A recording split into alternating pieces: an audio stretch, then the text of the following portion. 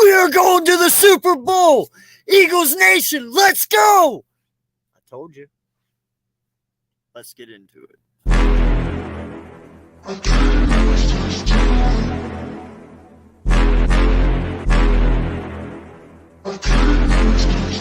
Yeah.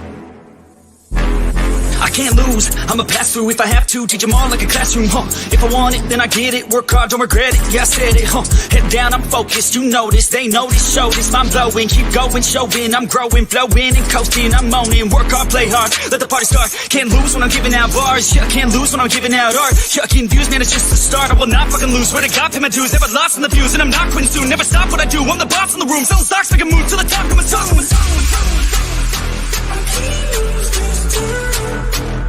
I can't lose this time. I can't lose this time. Yeah, I can't lose this time.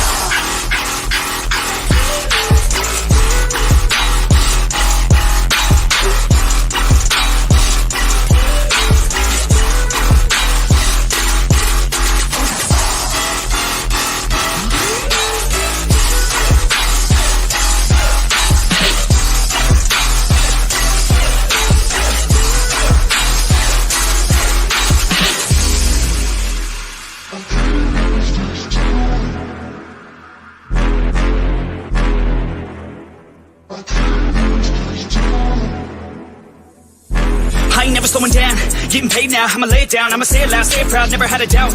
Every word in my mouth, every verb that I shout, I'ma act on it now, get it out. I gotta get it out now, I ain't losing no ground, I ain't losing no round, got no doubt. I'ma win it, no doubt, so just hand me the crown and go down for the count. No discount, cause this sound will hit now, hit loud, so this crowd can get down. This town's my bitch now, I'm rich now, sit down, listen up now, I'ma switch sound. I just wanna hit 'em with a little bit of rap trap, drop top, like a non-stop when I pop off, like a sawed off, flip flop, it's a lost cause, I get lost on cause I'm hot like a cross drop.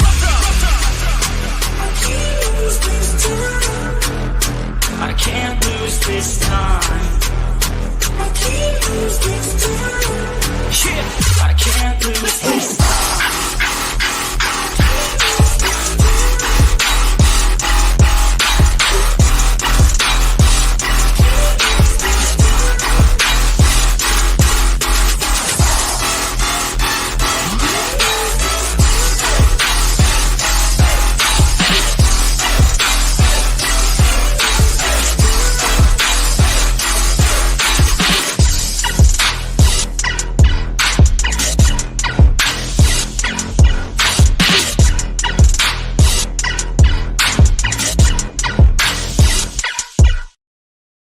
Yo, what's going on, guys? Welcome to another episode of the AK Eagles podcast.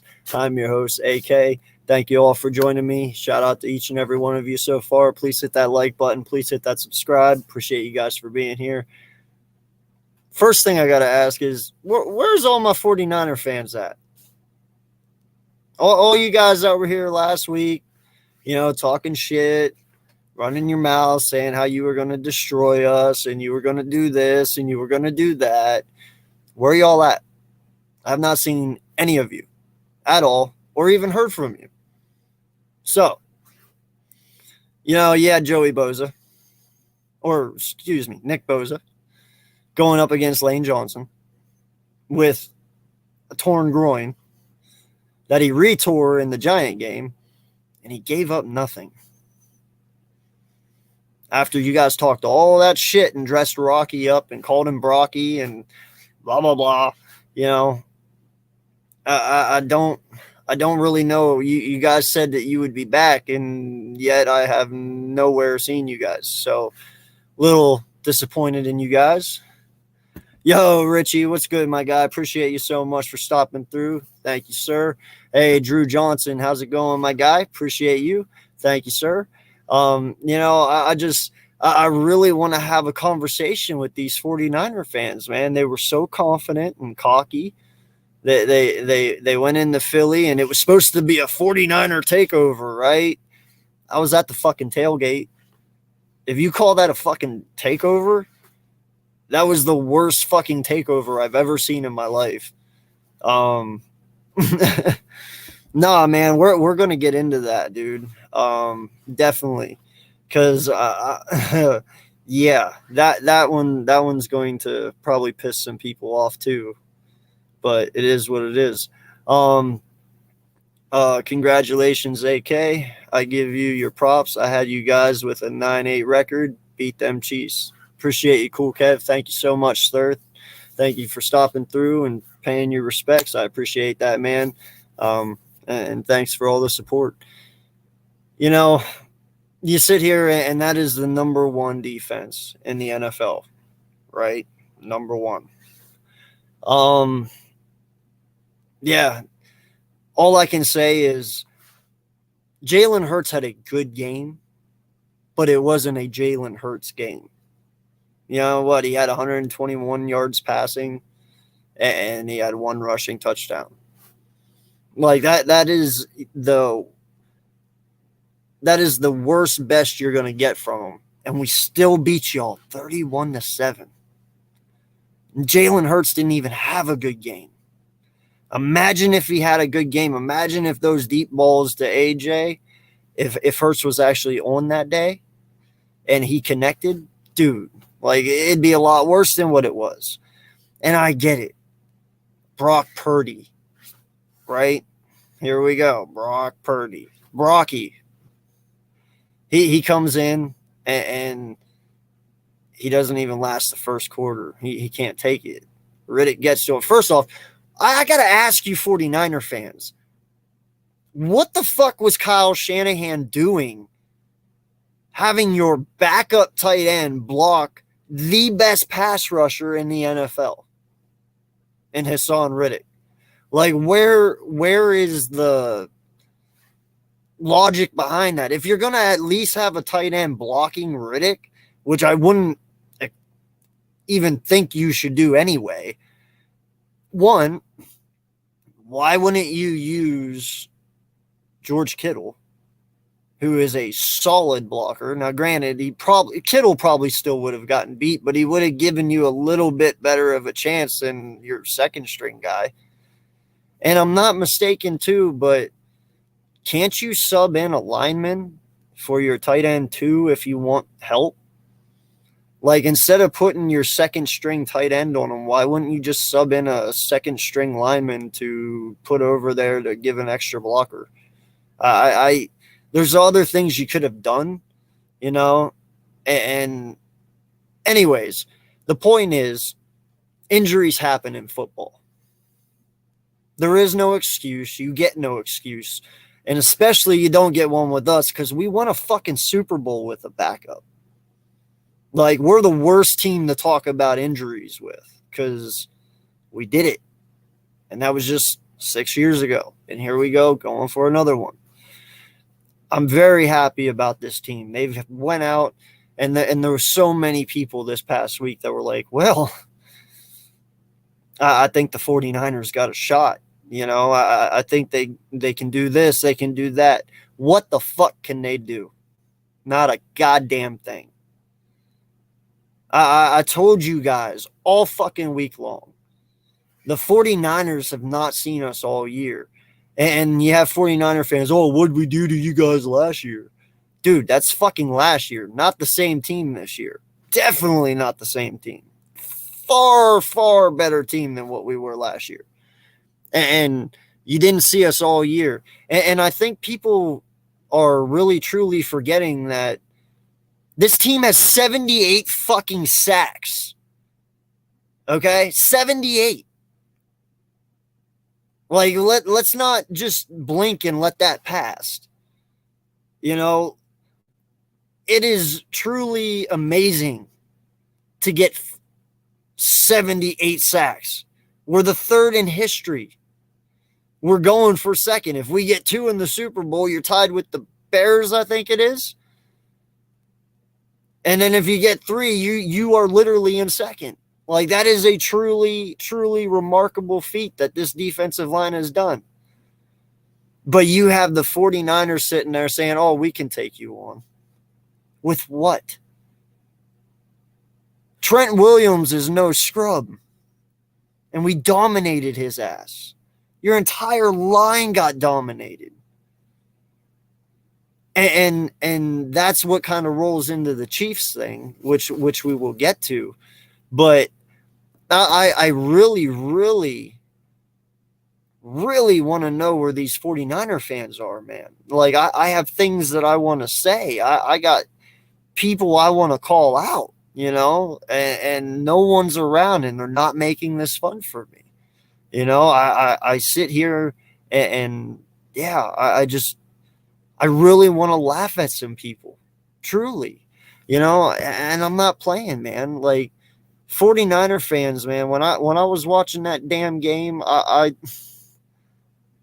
it astounded me, man. And all I did was laugh the entire time, because it's like this team truly, truly, truly thought that they had a chance, and they didn't.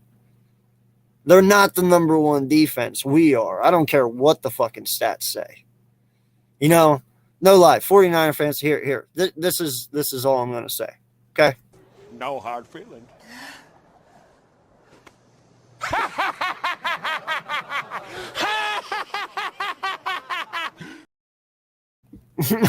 Like, there is no hard feelings. It is what it is. It's water under the bridge.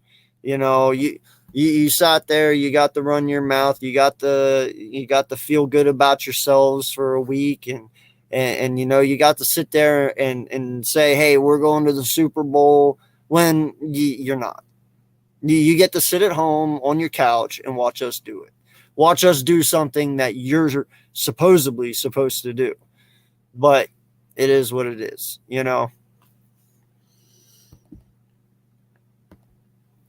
Yes, the better team won, period. Of course. We are the better team. Hands down.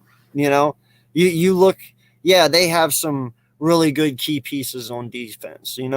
Hufanga, amazing safety. Now, granted, you're a fucking dick for what you did to my quarterback in the fourth. I mean, clearly he was out of bounds, and clearly he was slowing down to stop, and you just shove him in the back. You're a bitch, but it is what it is. You're one hell of a player. You got Fred Warner, who is a fabulous linebacker. Greenlaw, fabulous linebacker. You got Nick Bosa. You got people. And now, granted, you were missing Verrett, I believe. But even Ward and all that, you got a team, but it's nowhere near ours, man. And I just feel that it sucks. I'm going to tell you all the same thing I told the Giant fans. The Giant fans, I said, listen, y'all should be mad at Minnesota because they gave you false hope. You beating Minnesota was a fucking crock. You shouldn't have beat him. On paper, Minnesota by far is better than you. It just so happened you drew Kirk Cousins and you won, and then next thing you know, you're sitting there and you're like, we're going to beat the Eagles. No, you're fucking not. Moving forward. 49ers go. They win their game against Seattle, right? Yes. Yeah. They should have. It is what it is. They should have won that game.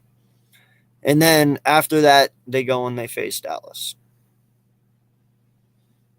Well, you beat Dallas. Congratulations. Dallas is always beatable in the playoffs. Like 28 years and counting, So it is what it is. They do that. And they give you the false hope that you can beat us. Not even a healthy team, only without Dak Prescott, could beat us the first time they played us. And listen, let's not get this mistaken. Yes, Dak Prescott is a key to winning, right? But Jalen Hurts doesn't play Dak. He plays that defense. Parsons was still on the field. Diggs was still on the field. Their defense was still on that field. And he lit them the fuck up. So it is what it is. It does not matter. What I'm saying is that everyone who has stepped to this defense this year has fallen. And rightfully so, they should. 78 sacks. That does not happen. You probably will not see that for a long fucking time. What was the second best sacks in the NFL? Was it like 50 something? 58, I think, or something like that?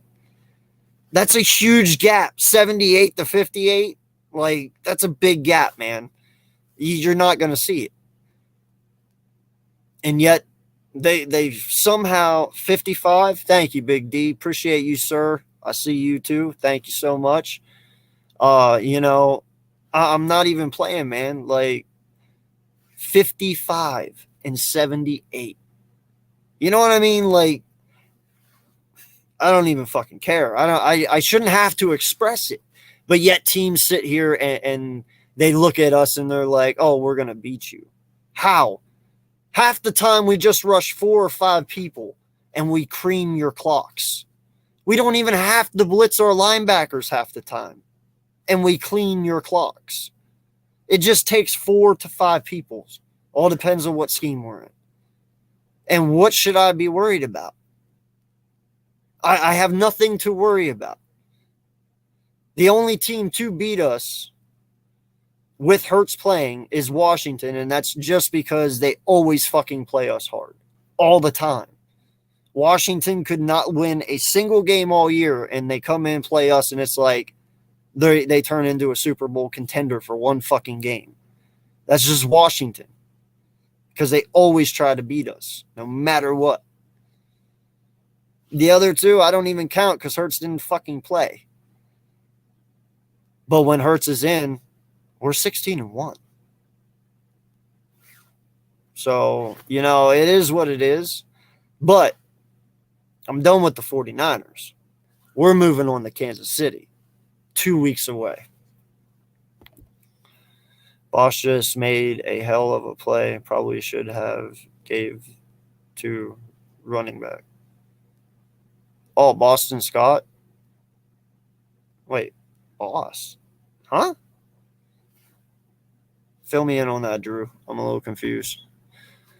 Stoll didn't block Boza. He was supposed to run past, and Jalen escaped the backside with Stoll as lead blocker. No. I'm talking about San Francisco trying to block Riddick with a tight end. That's what I'm talking about, bro. Like, I don't know why they did that. That no tight end is going to block Riddick. I don't care who you are. Like, dude, when he, what was it, hyperextended Purdy's elbow, like, dude, he bull rushed the shit out of that tight end. He had no chance, bro. He just traffic coned the shit out of him, just moved him right away. It was no challenge to him, man. Save your breath, bro. We are winning the whole damn thing. Maybe next year they will have a chance. Bro, if we win this year, I'm telling you, there is no reason we can't repeat. Dude, you got AJ already locked. You have Smith for another 3. You lock down CJ. You lock down Hurts. It's iffy on Miles. We all know Miles has expressed he wants to be here. Now, you just got to make sure the money matches what you say, and we'll talk, you know. But the core of this team is here. Yes, there will be some pieces that we will have to, you know, move and replace. But you can do that. Howie has shown he can do that. So there's no reason, like, you can't keep this rolling for the next 3 years, you know. There's a question that was brought to my attention earlier today, and I want to ask you guys in the chat this then too, because I feel probably a little bit different than most people about it, but we'll get to that. Yo, halftime, what's good, brother? How you doing? I'm loving Gainwell lately. Dude is balling. You know what, dude? I agree with you. Like, I'm not going to say Gainwell's kind of giving me a little shady vibes. And I don't mean, and I'm not even trying to put him on that pedestal. Okay? I just, the way he runs, he's very agile. He's very quick with his feet. He can change direction very fast. You know, he's just, there's a lot of spring in those legs, dude. So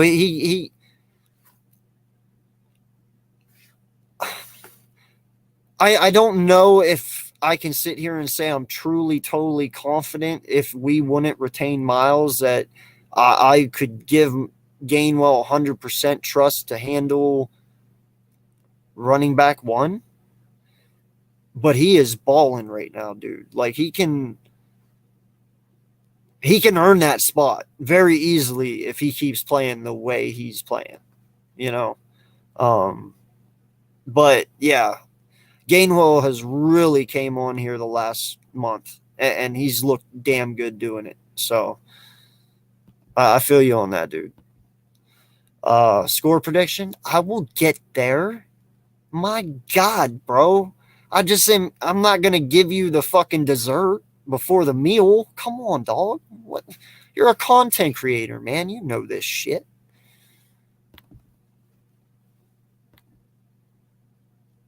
Boza, you were reading out of order. I was answering the chat. Oh, okay, buddy. I got you. Yeah, no, my bad. I must have messed that up. I get the Birds winning 27-17. Whew. Well, guess what?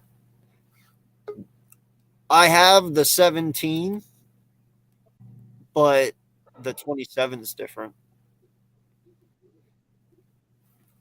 What's going on, Randy? How you doing, my guy? What's going on, bro? How you? What does that? What? Oh, did I say cream your clocks? I probably meant to say clean your clocks, and it just came out cream. I don't really ask. It just fucking happens, man. Yeah, you caught me. Wow, I slipped up once in how many fucking lives? Cool. Oh, Jesus. You know, my bad. No, I'm sticking with that. I'm cream your clocks. That's how I'm calling it now. Cream your clocks. Cream your clocks, bitches. Yeah. No, hold on. No, Gainwell is not as elusive as Shady. He actually runs bigger than his size. He can decent contact. No, I said that's why I said I'm not comparing him to Shady. I'm not trying to put him on that pedestal, Drew. What I'm saying is he gives me Shady vibes because he does have that agility to him where he can escape by very quickly changing his direction. Like you know what I'm saying, Randy, don't you? Yeah. I'd also want to throw in there. He's also stupid quick. Like as soon as no offense, but like pause. Yeah. But when he finds that hole, he is gone, man. Like he is quick, very twitchy, quick. But I could see the comparison in Shady. Yeah, you're definitely right. Body size, no, there's no comparison. But play style and the way they try to make the defenders, back on their heels, definitely the same style for sure. Yeah, like their body movement and how they like to run the ball. Yeah, Shady liked to be twitchy, and in fact, you know what? I'm the best person to talk about this because I played against the motherfucker in high school, so I should know this shit. And I'm not even playing, man. He was from Bishop McDevitt when Carlisle played Bishop McDevitt every fucking year. And we actually played him in the championship game at Hershey Stadium back whenever I was a junior, I believe, in high school for the championship game. That was his senior year after he got done breaking his leg. He came back only for that game. That game only. And he ran 300 plus fucking yards on us for 3 touchdowns. Blew us the fuck out of the water. He didn't run all year long because he was rehabbing his leg, dude. Comes back just for that game. Fucking crushes our shit. Puts everybody on skates. Bro, he was something complete. You know how everybody sits there and says whenever Lamar takes off and runs, like he's on a whole nother plane. Like he's somewhere else. You know what I mean? Like, he shouldn't even be there. That's how Shady was in high school. When Shady stepped on the field, bro, and you played him, you could tell he was completely different from everyone else. He was not years ahead, eh? He was like you're like this guy's definitely NFL bound. We weren't on his level. Wow. Everyone was under him. Like, dude, it did not matter if you went and you felt like you had him wrapped. He was not wrapped. He never was wrapped up. Like you couldn't tackle him, you couldn't outrun him, you couldn't outmuscle him. There was Shady's one of my favorite backs next to Westbrook. But like the game for me that stands out for Shady was that snow game and how like even in snow they couldn't get the man. I mean, he was so crazy. Like you think, okay, he's gonna slip here. No, he was still being twitchy and elusive even in snow. It was nuts. Dude, I remember when he broke his leg. He literally was even wondering if he'd ever play again. Wow. And look at him, Hall of I Famer, know. probably. I wish he never would have got traded by fucking Chip Kelly. God. But I'm telling you, man, no, he was. I wish Even I wish I played more NFL players. Like he was the only one that I ever played that made it out of Got to make it. everyone around my area. He was the only one. But that's what I'm saying though. He was that special. Like you knew the moment he grabbed that ball, he was 9 times out of 10 taking it to the house. You're like, oh shit, here we go again. You know how Penn State, Brock that's where you Purdy- went, right? you know how Brock Purdy was against our defense? How he was like, no, coach, I don't want to go back out there. That's Yeah. kind of how Shady made you feel in high school, bro. Like after so many times of trying to tackle him, it just hurt to tackle him. He drained you out because you couldn't bring him down. Wow. Yeah, That's nuts. it was the craziest experience I've ever had. And like I said, other people, it was like, okay, I got this. Yeah. And you could just do whatever you want. Not that guy. No. No. Dude, when his year was up, you were like, thank the Lord. yeah, actually. And sadly his year ended when my year ended, so I never ever got to have a year without him. Like That would suck, man. Yeah, man. Fuck. But But at least you got that story to tell. You got that legacy story to tell. yeah, but can it's be a part of shitty it. fucking legacy story. It is, but it's I got still my like, ass kicked. Like, dude, it wasn't even a fucking game, bro. I think But it was just like, imagine though. Just imagine if you ran into him, you said that to him. Hey, remember this game? You'd probably start laughing. Go, holy shit! oh, bro, he used to when he first made it, and he was actually playing for the Eagles. He would come back to Harrisburg, and we'd be down on 2nd Street back before I had kids and a wife. Fucking, I'd be on 2nd Street, and dude, we'd be hanging out, fucking over there at the bar, and it was an outside bar, and he'd have his body crew around and stuff, and my boy Keith was there with me, and he knew him from wrestling. In West Perry, somehow they knew each other. So yeah, we would all hang out for a little bit, but he'd only be back for the summertime. Like, yeah, he was always cool like that. He'd go out and hang out. He didn't care. It's cool that he went back to his roots, though. That's neat. That's good. Yeah. No, it's very disappear. cool. I don't know if he does it anymore, but he used to. Oh, wow. Yeah, no, I knew that, Coles. You told me that. Yeah, Coles played against Fletch in high school. In all honesty, I don't know which one well, to be honest, man, I was a wide receiver and a free safety, so I wouldn't have had to worry about Fletch, so I would choose Fletch over you Well, I know? was a D tackle, so I would have loved playing with Fletch. That's for sure. Oh, Fuck, man. that would have been fun. God. Yeah.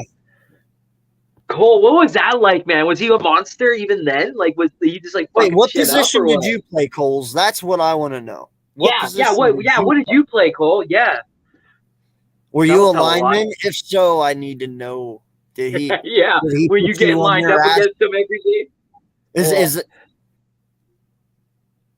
Cole, Fletch don't played dare off- try to tell us you were a goddamn Wait a freaking wide second. receiver. Wait a second. Fletch played offensive tackle at one time? Wow. He was What? playing O. So they I flipped did him not in know what, this college? about my own lineman. Yeah, And same. you played defensive end. Who won? Nice. I hope it was. You did.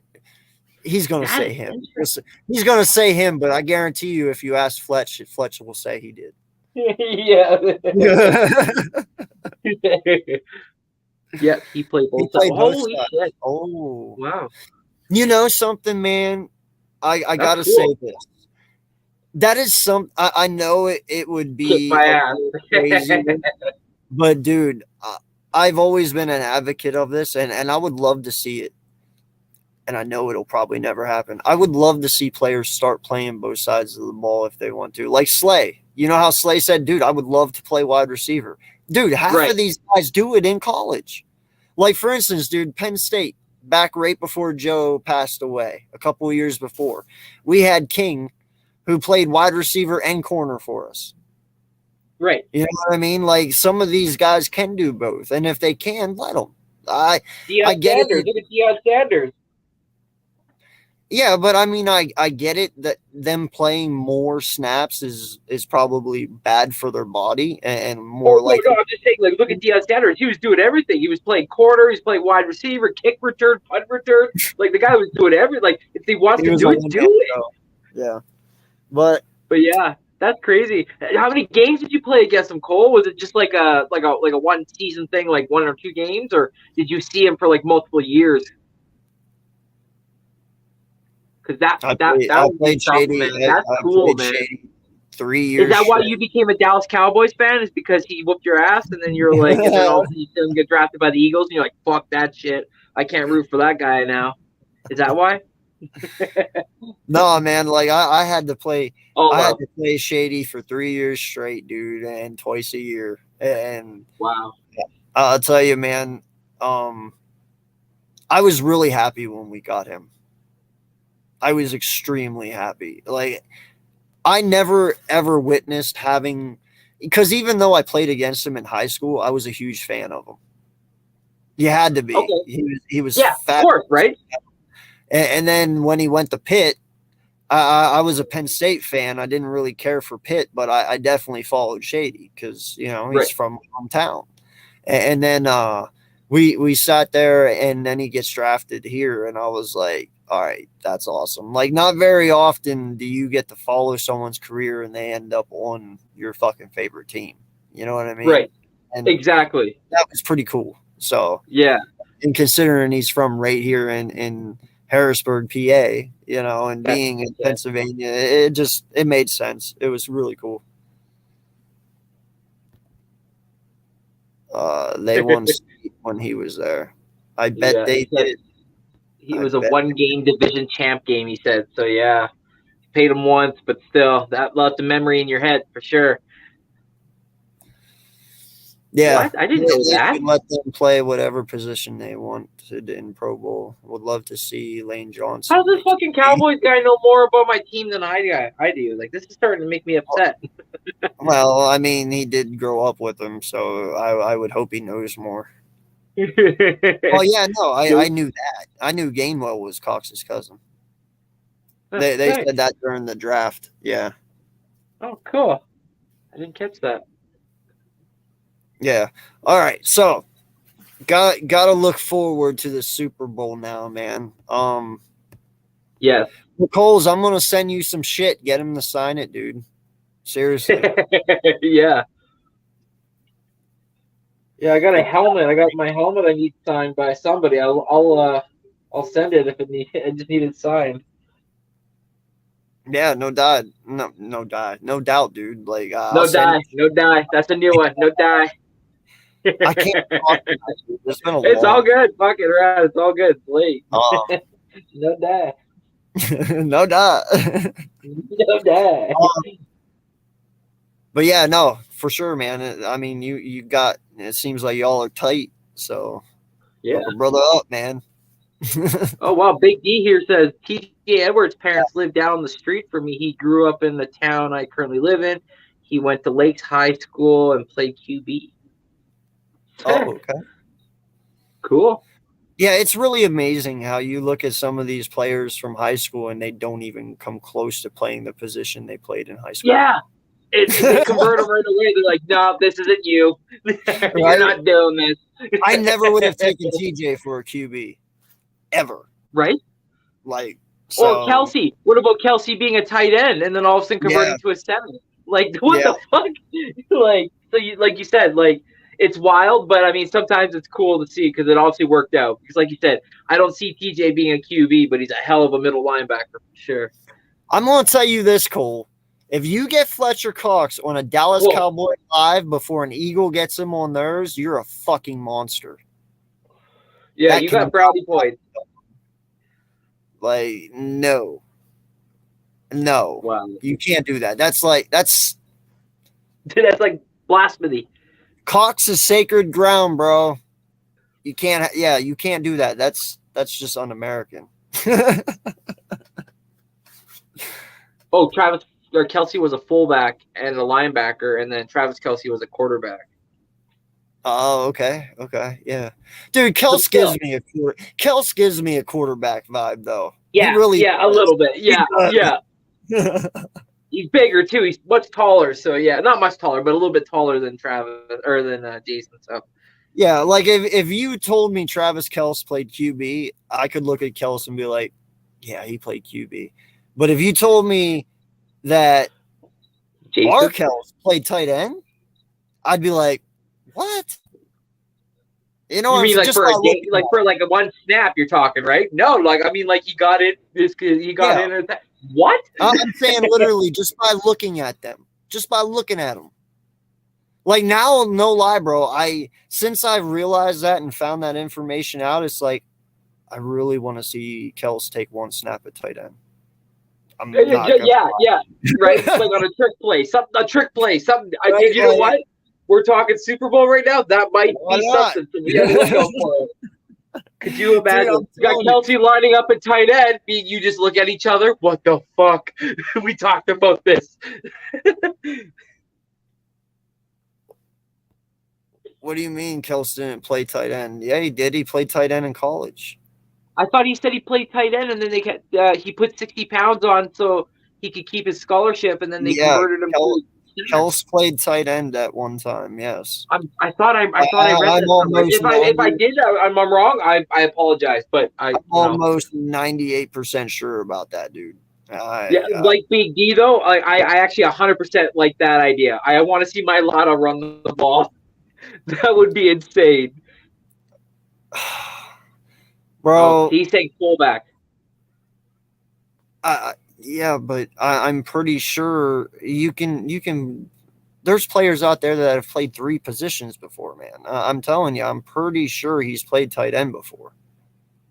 I know I've seen that before. I know I have. I mean, Randy, it's not because you said it. I've literally read it before. Right, that's what I'm saying. Like I thought and I don't even remember saying it to you guys before. Like this is the first time we've ever actually talked about it. But I'm like I said, I'm pretty sure I read it somewhere where it said that Kelsey was given went to Cincinnati, but wasn't sure if he was going to get a scholarship. So he put on 60 pounds and knew that he could get on as an O lineman. So he converted to O line as a center, and then that's where it all kind of fell out. Drew, I believe you, dog. I'm not saying you're wrong.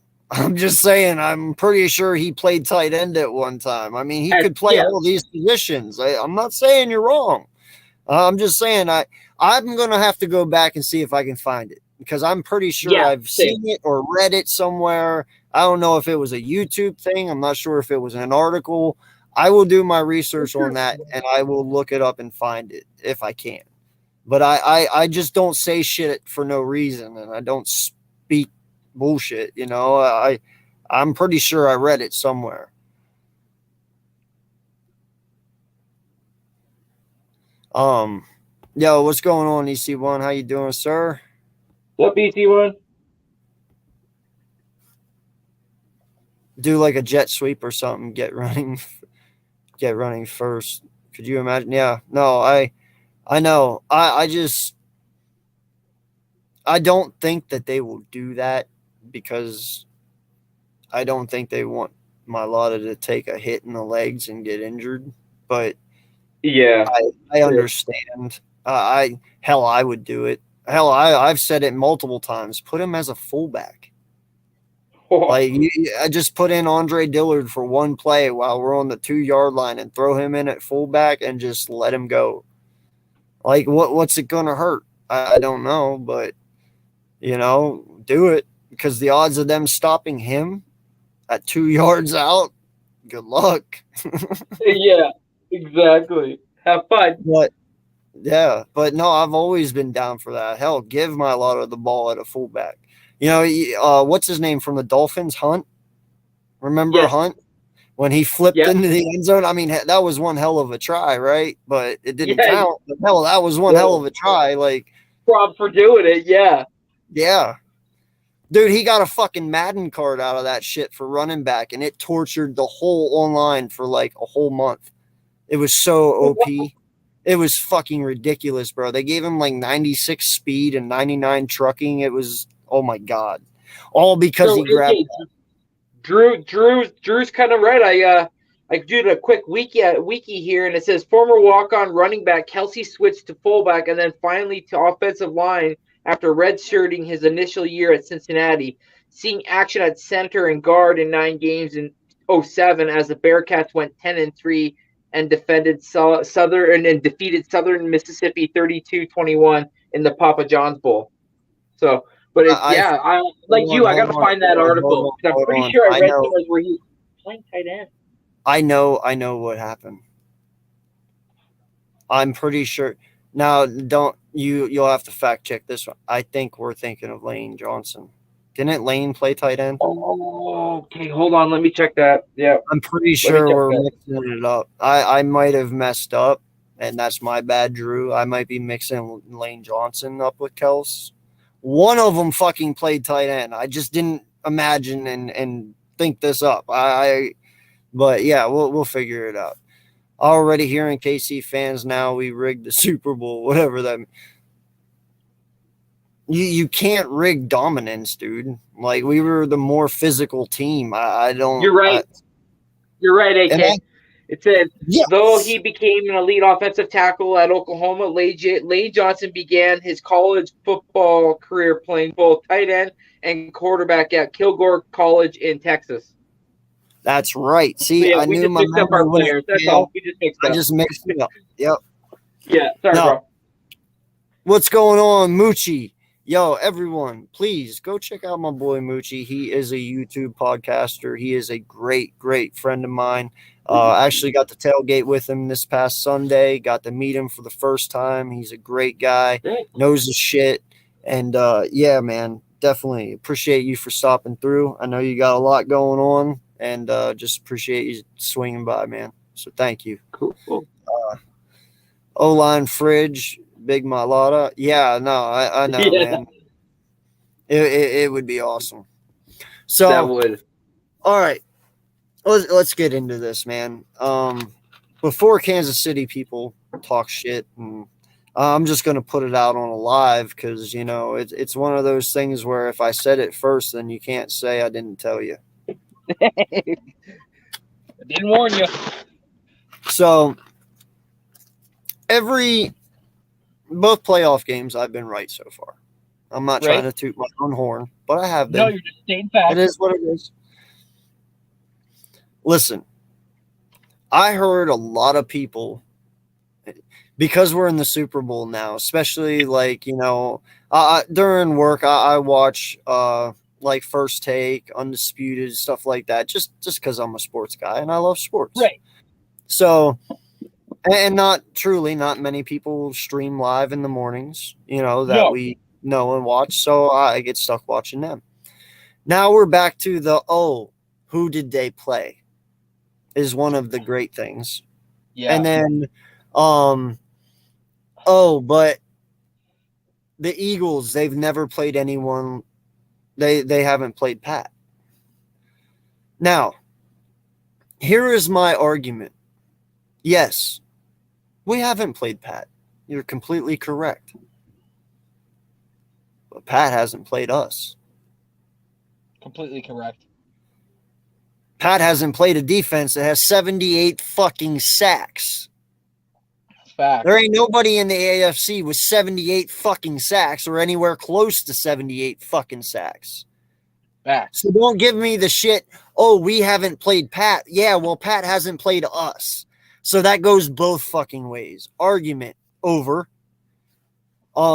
Secondly, we haven't played anyone. Seriously, are we at that point now in the NFL where you have to truly find a way to nitpick a Super Bowl team because we're that fucking good? Like, do they deserve to be there? We've beaten everyone you've thrown at us. Why the fuck shouldn't we be here? Exactly. Even the Niners that y'all praised about. Fucking dude. Myself too. We bent them over our knee and spanked that ass, dude. Like, that wasn't even a fucking game, man. And not just that, but we did it, and Jalen didn't even have a good game. It was a good game, but it wasn't a Jalen Hurts good game. You know what I'm saying? He had 121 passing yards and 1 rushing TD. That is it. That's it. He didn't mess up. He didn't Nope. give the ball away. Nope. What the one interception that almost was an interception was because fucking Ward had to hook AJ and swing him around just to stop him. Yeah. Yeah, Exactly.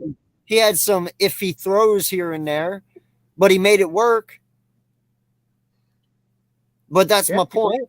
That was Jalen just not having a good game, and we still whooped y'all's ass. Now, And I'll be real. If we're gonna say that was his worst game of the playoffs, thank the Lord he got it out of the way then when he did, because now he can write that slate even perfect when it comes to Sunday on the Super Bowl. exactly. Now, I'm supposed to be worried about Kansas City, right? I don't know why. But yeah, Kansas City 49ers had the number one defense. Mm-hmm. Yeah, that really helped them, didn't it? Yeah, not worry about that. Yes, Kansas City's defense is okay. Kansas City's never really had a top-notch fucking defense. Okay, they never have. They know that they have Pat Mahomes, and Pat Mahomes can do some Pat Mahomes shit, and as long as their defense is good enough to stop people half the time, they can win. That is how that team is set up. Yeah, they got sus corners. Their linebacking core is very they're like other than Frank Clark and maybe Bolton's like a Willie Gay, that's it, right? Yeah, so, Bolton's pretty good too. Nick Bolton. Bolton. Nick Bolton as well. Nick Bolton's pretty good, pretty darn. Yeah. Lenarius Sneed, their corner, but he's injured most of the time this season. Like right now he's questionable because he got hurt during the game there this weekend. So yeah, but and they do have Justin Reed too, which their safety. That's right. Solid. I mean, he's no CJ Johnson. Yeah, he's no Gardner, but yeah, you're right. He's solid, right? So let's line this up. Roster wise, we blow Kansas City out of the fucking water. Okay. Now, granted, you ask an Eagle fan, yes, right now, today, I'm taking Jalen Hurts in this game. I get who Pat Mahomes is, and I get he's great. But it's not just about Pat Mahomes. All right. One, your wide receivers are Juju Smith, and your other two are busted up right now. Mecole Hardman and Kadarius Toney. So who knows how that's going to be. Pat Mahomes, we'll see how healthy he is come the Super Bowl. Him and Jalen both have 2 weeks to heal up. Yeah. That'll make the Super Bowl game better because then we'll have healthier quarterbacks, which should ultimately make a better game. But you have those three wide receivers. We got A.J. Brown, Devontae Smith, and Quez Watkins and Pascal. Okay? Yeah. Well, I'll take A.J. Brown and Devontae Smith over your fucking two wide receivers any goddamn day. All day. All day long. Right? So we beat you there. You got us on the tight end just because. Yeah, that one. Yeah, I would say they got Kelsey's name. Just because of his name and what the man has done, and he does hold pretty much every stat for tight end right now. I give you that one. But Goddard ain't too far behind him. EC, to answer your question really quick, I believe KC traded for him from the Texans. That's how they got him. It wasn't a signing, it was a trade, I believe. Yeah. But anyways, you're right. So they beat us at tight end, but then as soon as you get the O-line, we're better at left tackle. We're, Joe Tooney's okay at left guard, but Kelsey's the number one center. Creed Humphrey's probably right behind him. And then Trey Smith at right guard, but I'd say our right guard is better, if not the best. And then right tackle, like, get out of here. Was he? We know. Okay. If he was. But either way, it is what it is. I mean, we got the better deal. I'm glad that they took Justin Reed because that ultimately, in the end, helped us even more get CJ Johnson. So it is what it is. It all happens for a reason, But yeah, our offensive line better than theirs. Halfback All right. You got Miles Sanders and you got Pikachu. All right. Listen, Pikachu, I get it. He's flashy. He does great things. It is what it is. But I'm still taking Miles. Miles is a 1,000-yard halfback this year. He's going fucking nuts. He's scoring touchdowns left and right. Miles over Pikachu. And even I'll take Gainwell over your second stringer. Quick question. Yeah. Who's Pikachu? Pikachu is now that I keep calling him Pikachu, I forget his fucking real name. Is it Isaiah Pachenko? Pachenko is Pikachu to me. Yes. Oh, okay. I was just making sure. Okay, I was just making sure. Yes. Yeah. So And then their second running backs, Jared McKinnon, and then Ronald Jones. yeah. So we got you beat there. Now, so the only two positions on offense that I'll even give you credit for at this moment is Pat Mahomes and Kels. Okay? That is it. Switch it to the defense. Not really worried about your defensive line. The only person that is even effective on that defensive line is Jones. But Jones has to go up against Kels. And I'm not really worried about that. You know, offensive line, I'm not worried about. So does not matter defensive line. Nick Bolton, very high energy linebacker. Really gets around to the ball, blah, blah, blah. Yeah, well, so's Fred Warner. He hits with intention, too. He hits with intention. Yep, but hey, so's Fred Warner and Greenlaw. Yeah. And look how that worked out. Yeah. Corners don't even match up. No. Slay, Bradbury, and who the fuck is Snead one of them? For KC? Yeah. Who are the corners? Yeah. It's Trent McDuffie and L'Jarius Sneed, and then it's Joshua Williams and Jalen Watson. Okay. Like those, like I said, those last two names, that's depth chart. Like I don't like. Yeah. That doesn't mean nothing to me. We got Bradbury, Maddox, Slay. Like no, I'm good. Linebackers. I like ours. Yeah, you got Nick Bolton. I like Nick Bolton, but hey, I will take my guys. My guys are my guys. You know. Yeah, they got Nick Bolton. You as a Kansas City fan could sit there and say it's a toss-up if you want. Sure. Okay, we'll call it a toss-up. But I'm still taking my linebackers over yours. And safety, no way in hell. No way in hell. Justin Reed is good, but he ain't CJ Johnson good. And who's their second? No, who's their second? There is Juwan Thornhill. I believe he might be a rookie because I really haven't heard his name. Yeah, but Blankenship and Epps have been pling awesome. So 2019 second rounder. So yeah. So my point is, man, yeah, you're basing all this win off of Pat Mahomes. That is literally what Kansas City is basing their win off of. Yeah. Because we all know that you're not going to get to Hurts. We proved that last week. Hell, like I said, Nick Bosa, lights out, and my dude did it with a torn groin. You know what I mean? Yeah, I can't believe that. That's impressive, bro. That's why talking about it. Yeah, that is why he's Hall of Fame, bro. Like Big D. I said it on my 53-man roster prediction at the beginning of the season. If you go back and check my video, bro, I said Blankenship deserved a roster spot on this team. A lot of people said, well, you know, the preseason is what it is. But I mean, like, the guy was proving that he could very well play in this league. And since he stepped in, he's proven me right, my guy. He's been one of my favorite players to watch this year, definitely. They call him in the locker room Vanilla Chocolate. Do you want to know who Blankenship is to me? Who?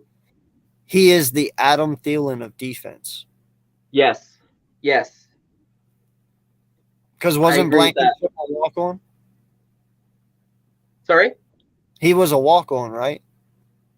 Blankenship? Yeah. An undrafted free agent? Like he tried out? Yeah.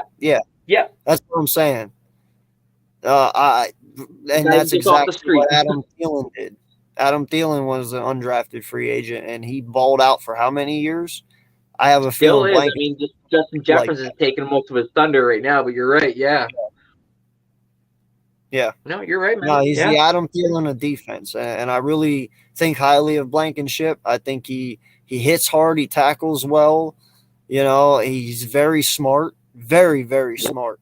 You know, so I expect big things from him, dude, for sure. Shoot, his first game, he intercepted Aaron Rodgers. I mean, you can't, like Slay said, he goes, "I've been playing that man my whole life, and I haven't got a pick off him. And your first Right. game, you pick him." He's like, "Damn you, white boy!" Right? Yeah, I know.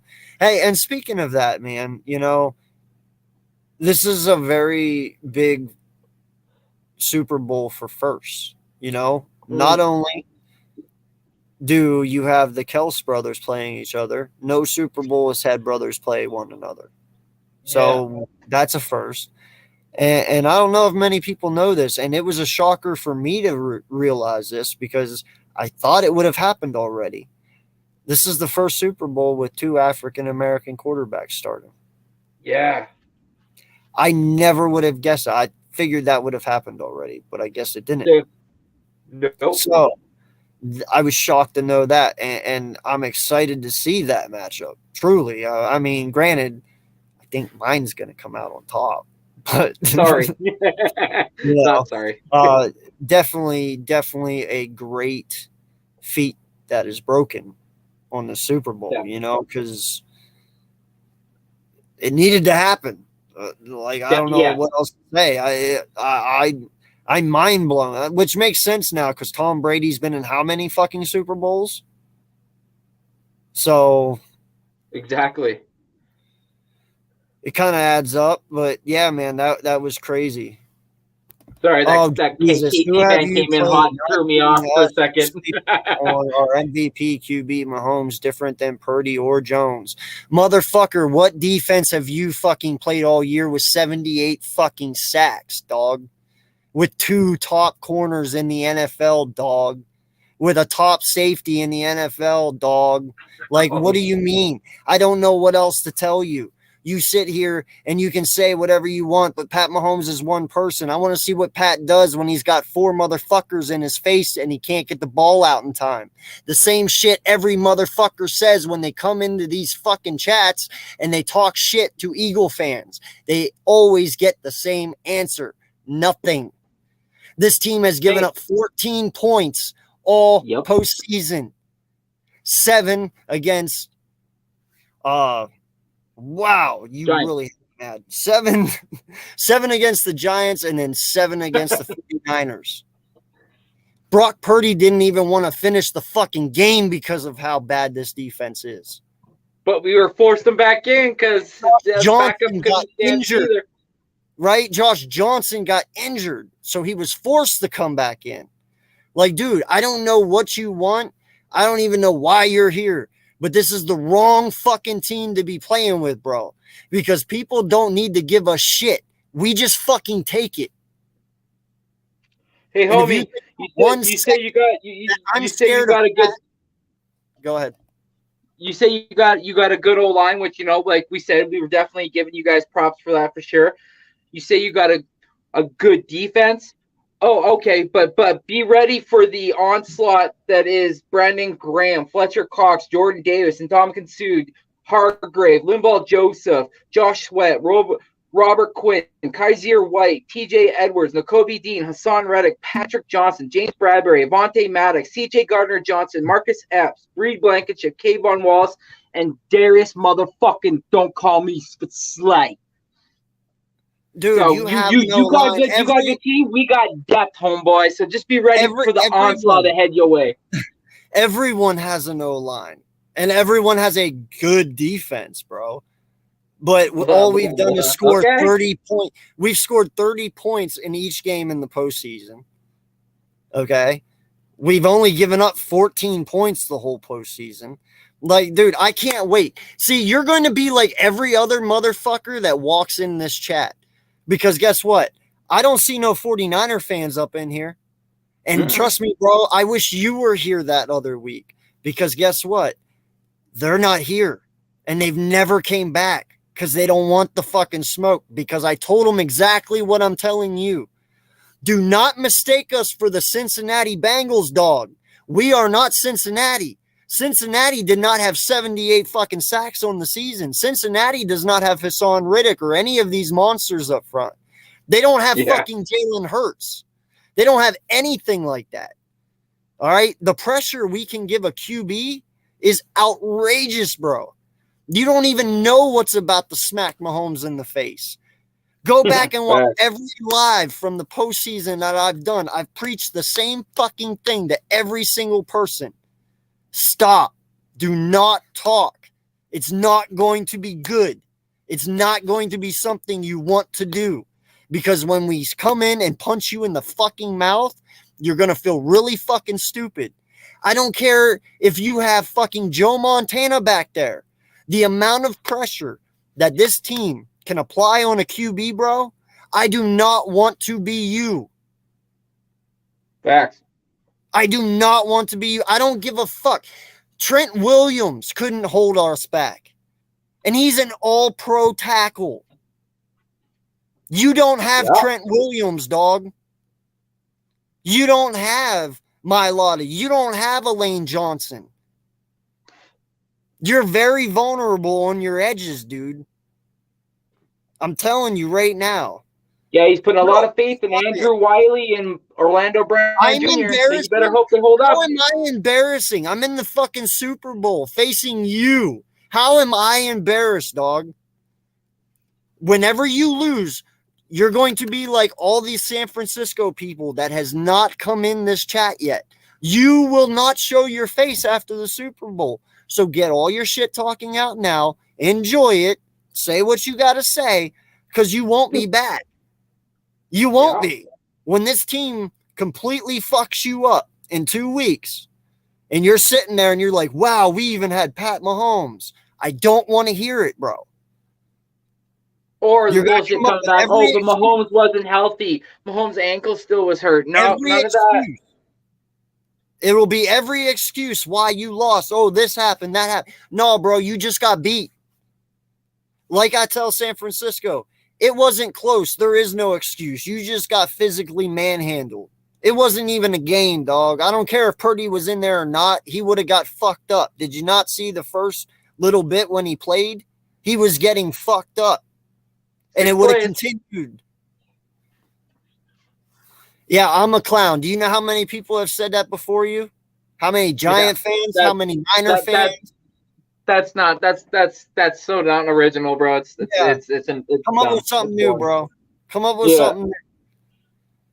I can't wait till this team completely kicks y'all's ass. I can't wait. Get you back up Chad Henne ready, because Mahomes ain't gonna be playing the whole game. Dude, I'm telling you right now, Mahomes is going down 5 or 6 times. It's not even a question. It's not even a fucking question. Fact. All right. As soon as he rolls out of that pocket, what are you talking about? Who have we played? Be there. All right, listen. You want to say we rigged it? How do you rig the Super Bowl? Okay, listen. Then go to Roger Goodell, bro, and bitch to Roger Goodell and his fucking staff, the people who make the fucking schedules, because I'm pretty sure none of the teams fucking choose who they want to play. We are all told who we want to play. You can't blame us for winning the games that we won because we had to play who we were chosen to play. That is not our duty. We don't choose our schedule. We play what we're given. You want to bitch to somebody? Go bitch to somebody else. Not us. And how's it our fault the Giants make it in, that they go up against the frauds that were the Minnesota Vikings and they beat them? It's not our fault that we got to go up against them. We beat them all year. We whooped them again. And then all of a sudden we go up against the 49ers, who were, like you said, pegged up one of the best defenses in the league this year when it came to stopping people with the run and limiting big yard plays. We won 31-7. So, I mean, like, it is what it is, man. You can say rigged all you want. That just shows a little bit of afraidness in your blood. I can see your fingers trembling over the damn keyboard as you're writing, but it's all good, man. Like you said yourself, stay classy, homie.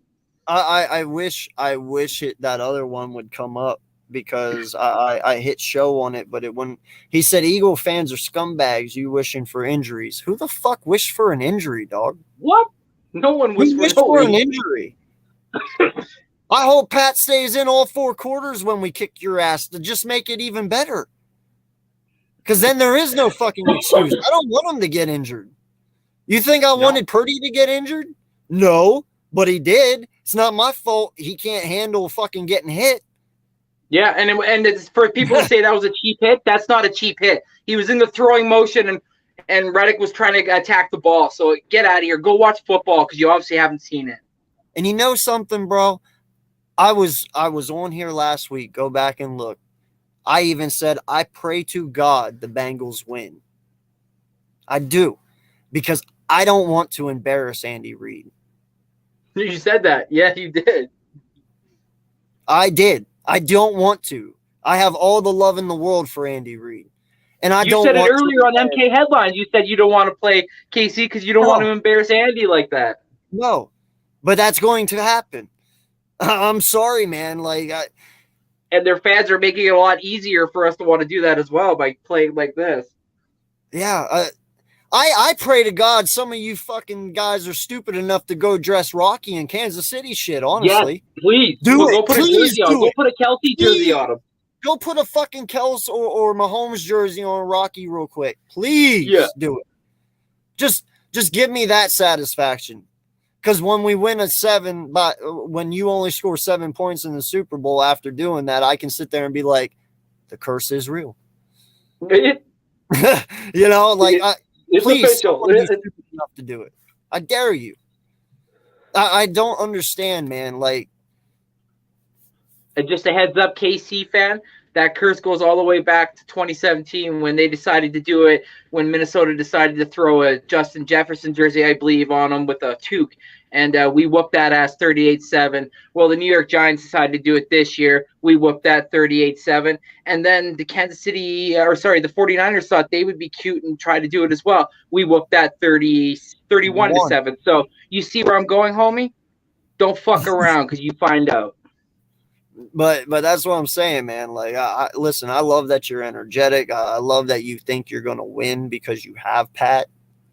Totally. Bro, I give him the respect at all because you know what? You got Pat. You need more than Pat and Kels. You're going to need a lot more. Yeah, sorry, EC. Yeah, you got me. That's right. You got me. Dig. Sorry. It was 14. That's right. No, and you're right, man. And he does choke, but he has won one. He has won one. I can't say he hasn't won yet. He has won one. But, you know, we all know how good of a play caller Andy Reid is. He's one of the best to ever do it. I will never take that away from him. But, like I said, Andy Reid aside, your roster does not match up. Nowhere. It doesn't. You know, and that's what is so awesome about it. You look at any roster this year, none of them match up. In all honesty, that's why I wanted the Bengals game. There's 2 reasons I wanted it. One, Jalen Hurts at Oklahoma had a great year, runner-up Heisman. And the only reason he was runner-up Heisman is because Joe Burrow had that God season. Yeah. And he won. Props to him. He deserved it, right? Well, I wanted Burrow and Hurts in the Super Bowl so Hurts could go and beat Burrow, and maybe that whole bullshit would stop about Hurts. You know what I mean? Because if he would go, Burrow, you could redeem the narrative. You got that, but I got this in the pros. You know? Yeah, exactly. So I figured that would be a good matchup for Hurts, and not just that. But he has 3 legit wide receivers to go against 3 legit corners. You have Chase, you have Higgins, and you got Boyd against Slay, Bradbury, and Maddox. It would have been a fabulous Super Bowl. But for some reason, the Bengals couldn't apply enough pressure because they're not us to get to Pat Mahomes to change the verdict of the game, and they ultimately lost 20-23. Right. That's not us.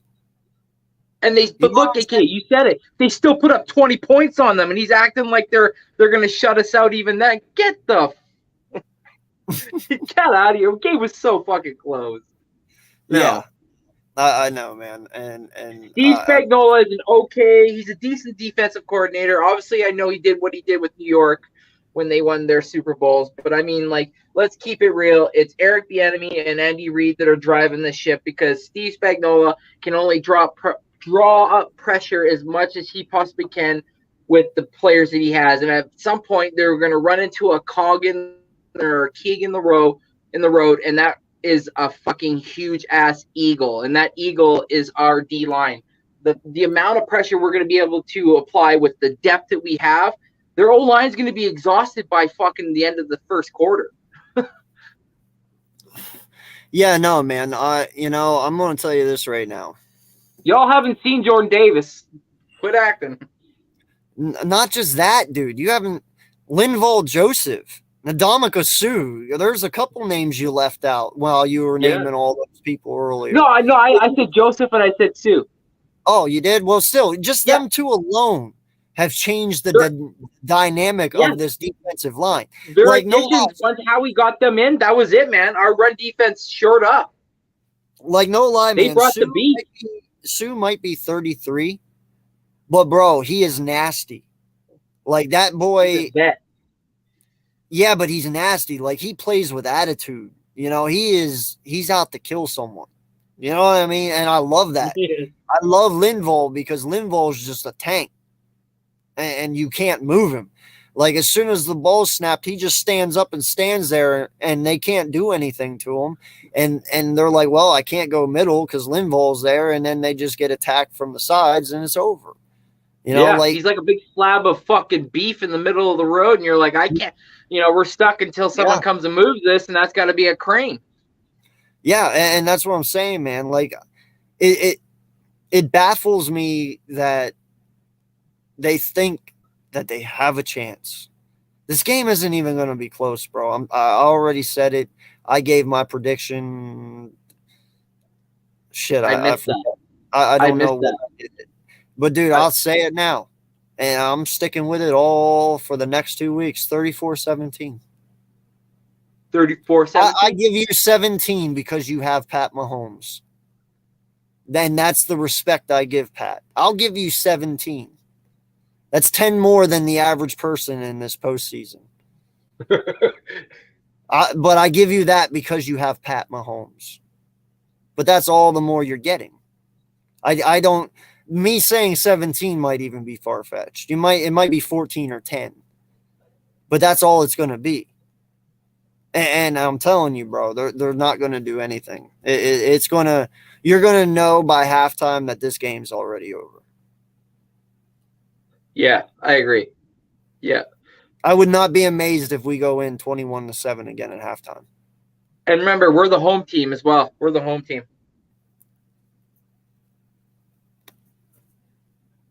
Yeah, we travel well. Just saying. That's a fact.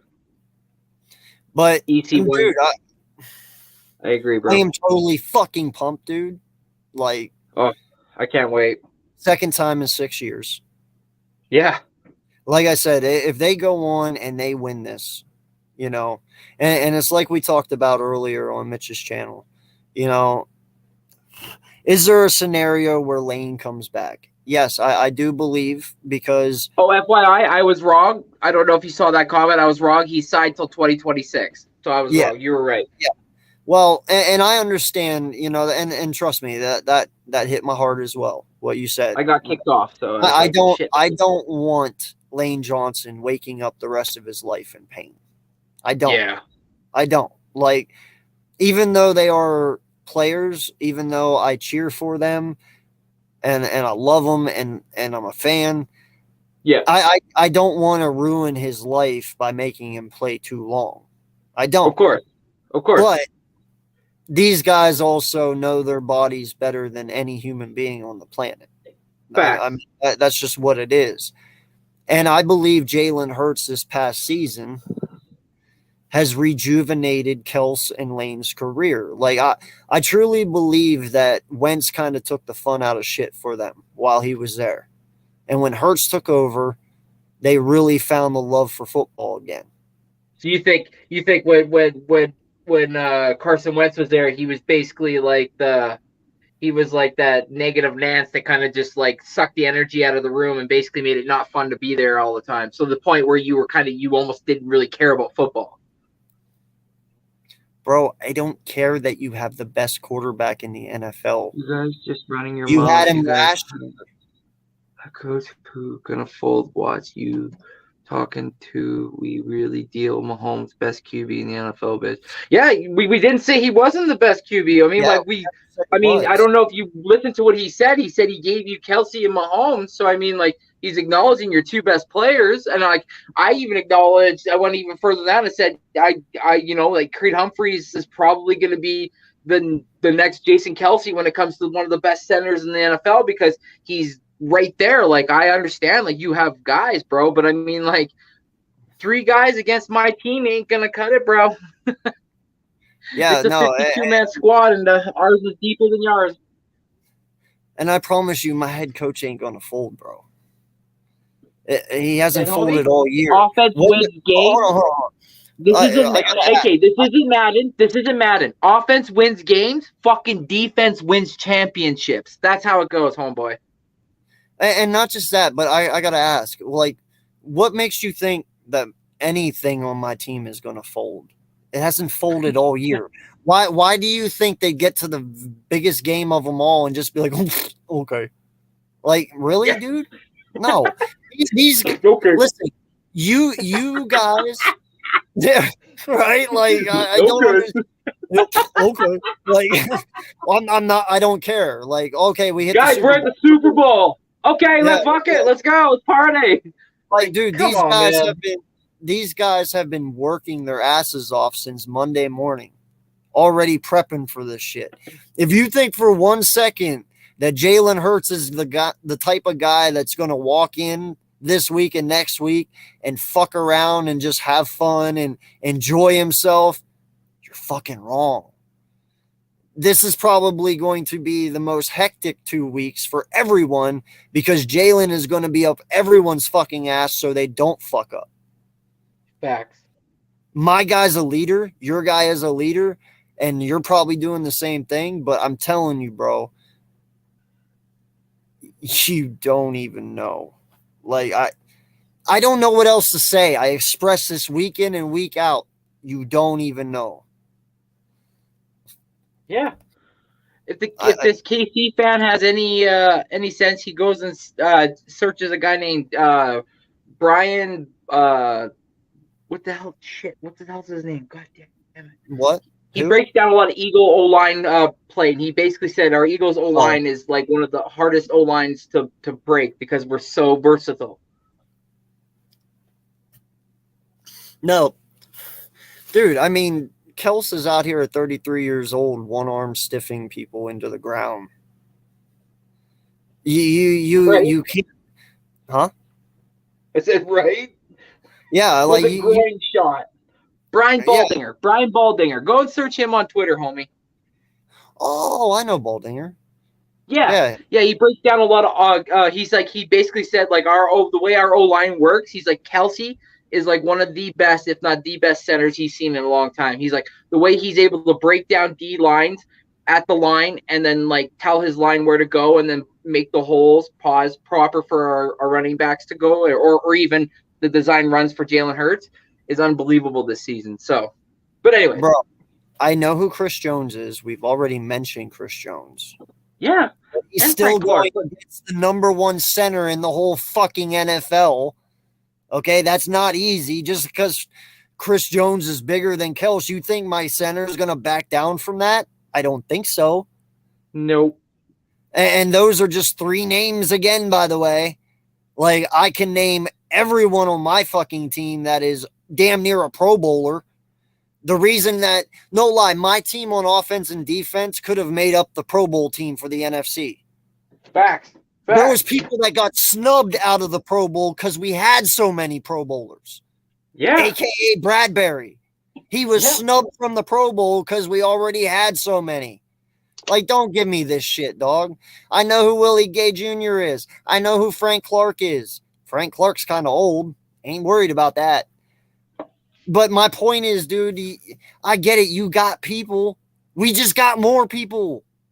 That's the point. Yeah. You got Carlos Dunlop. You didn't mention him, but yeah. It's like, you got people. We just got more people. Better people. Like, how better. What is your highest sack person? Can I ask? Because I don't know much about Kansas City. I didn't watch them that much this year because we all know what happens. So who is their highest sacker? It's got to be Chris Jones or Frank Clark, right? Yeah, it has to be. I'm going to search right now for you. Just look, and it's Chris Jones, 15 and a half. 15 and a half. How many sacks did they have all year long? AK, okay. The next guy after that is George Kalafkis and Frank Clark, but that's 6 and 5. Yeah, do you know what? Hey, do you know what that reminds me of right there? San Francisco. Nick Bosa had 15 and a half or 16 and a half.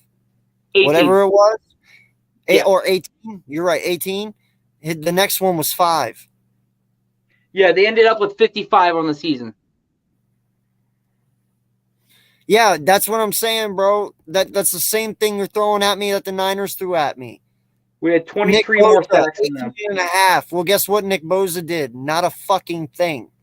Shut you know what out. Chris Jones is probably going to do? Probably nothing. Like, that's what I'm saying, dude. Homie, I'll give you one. I'll give you one. You're probably going to get 1 sack, and that's going to be in garbage time. Yeah, no lie. Like, against Minshew. Yeah, Hassan got that by himself. Dude, I got 4 defensive linemen in double-digit sacks. And then I have other ones who were just right there at double digits. What? There was a few that had like 8. Like, they were almost there. That's what I'm saying, man. Like, you got Sean one. Reddick had 16. Javon Hargrave had 11. Brandon Graham had 11. Josh Sweat had 11. Fletcher Cox had 7. Milton Williams had 4. TJ Edwards had 2. Kaiser White had 1.5. And Dominican Sue had 1. CJ Gardner-Johnson had 1. Avonte Maddox had 1. Marlon Tuipulotu had 1. Zach Pearson had 1. Linval Joseph got a half sack. That's our homies right there, boy. Yeah, I know, man, and that's exactly what I'm saying. Like, you know, you got one. I have them by the plenty, dude. Like, I got a handful of guys who can sack people very quickly. I get it, man. There's a point where it's great to be a fan and you don't want to ever come up here and no one's ever going to say, oh man, our chances are very slim, but dog, your chances are very fucking slim.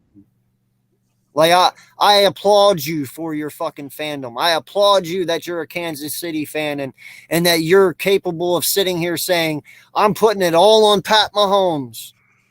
I don't have to do that. I just got to tell you guys this. Me and boys are going back and forth on Twitter. He's saying it's a script that Jalen Hurts was out. Huh? Look at Twitter. I'm not looking at Twitter right now. I'm in the live. Yeah.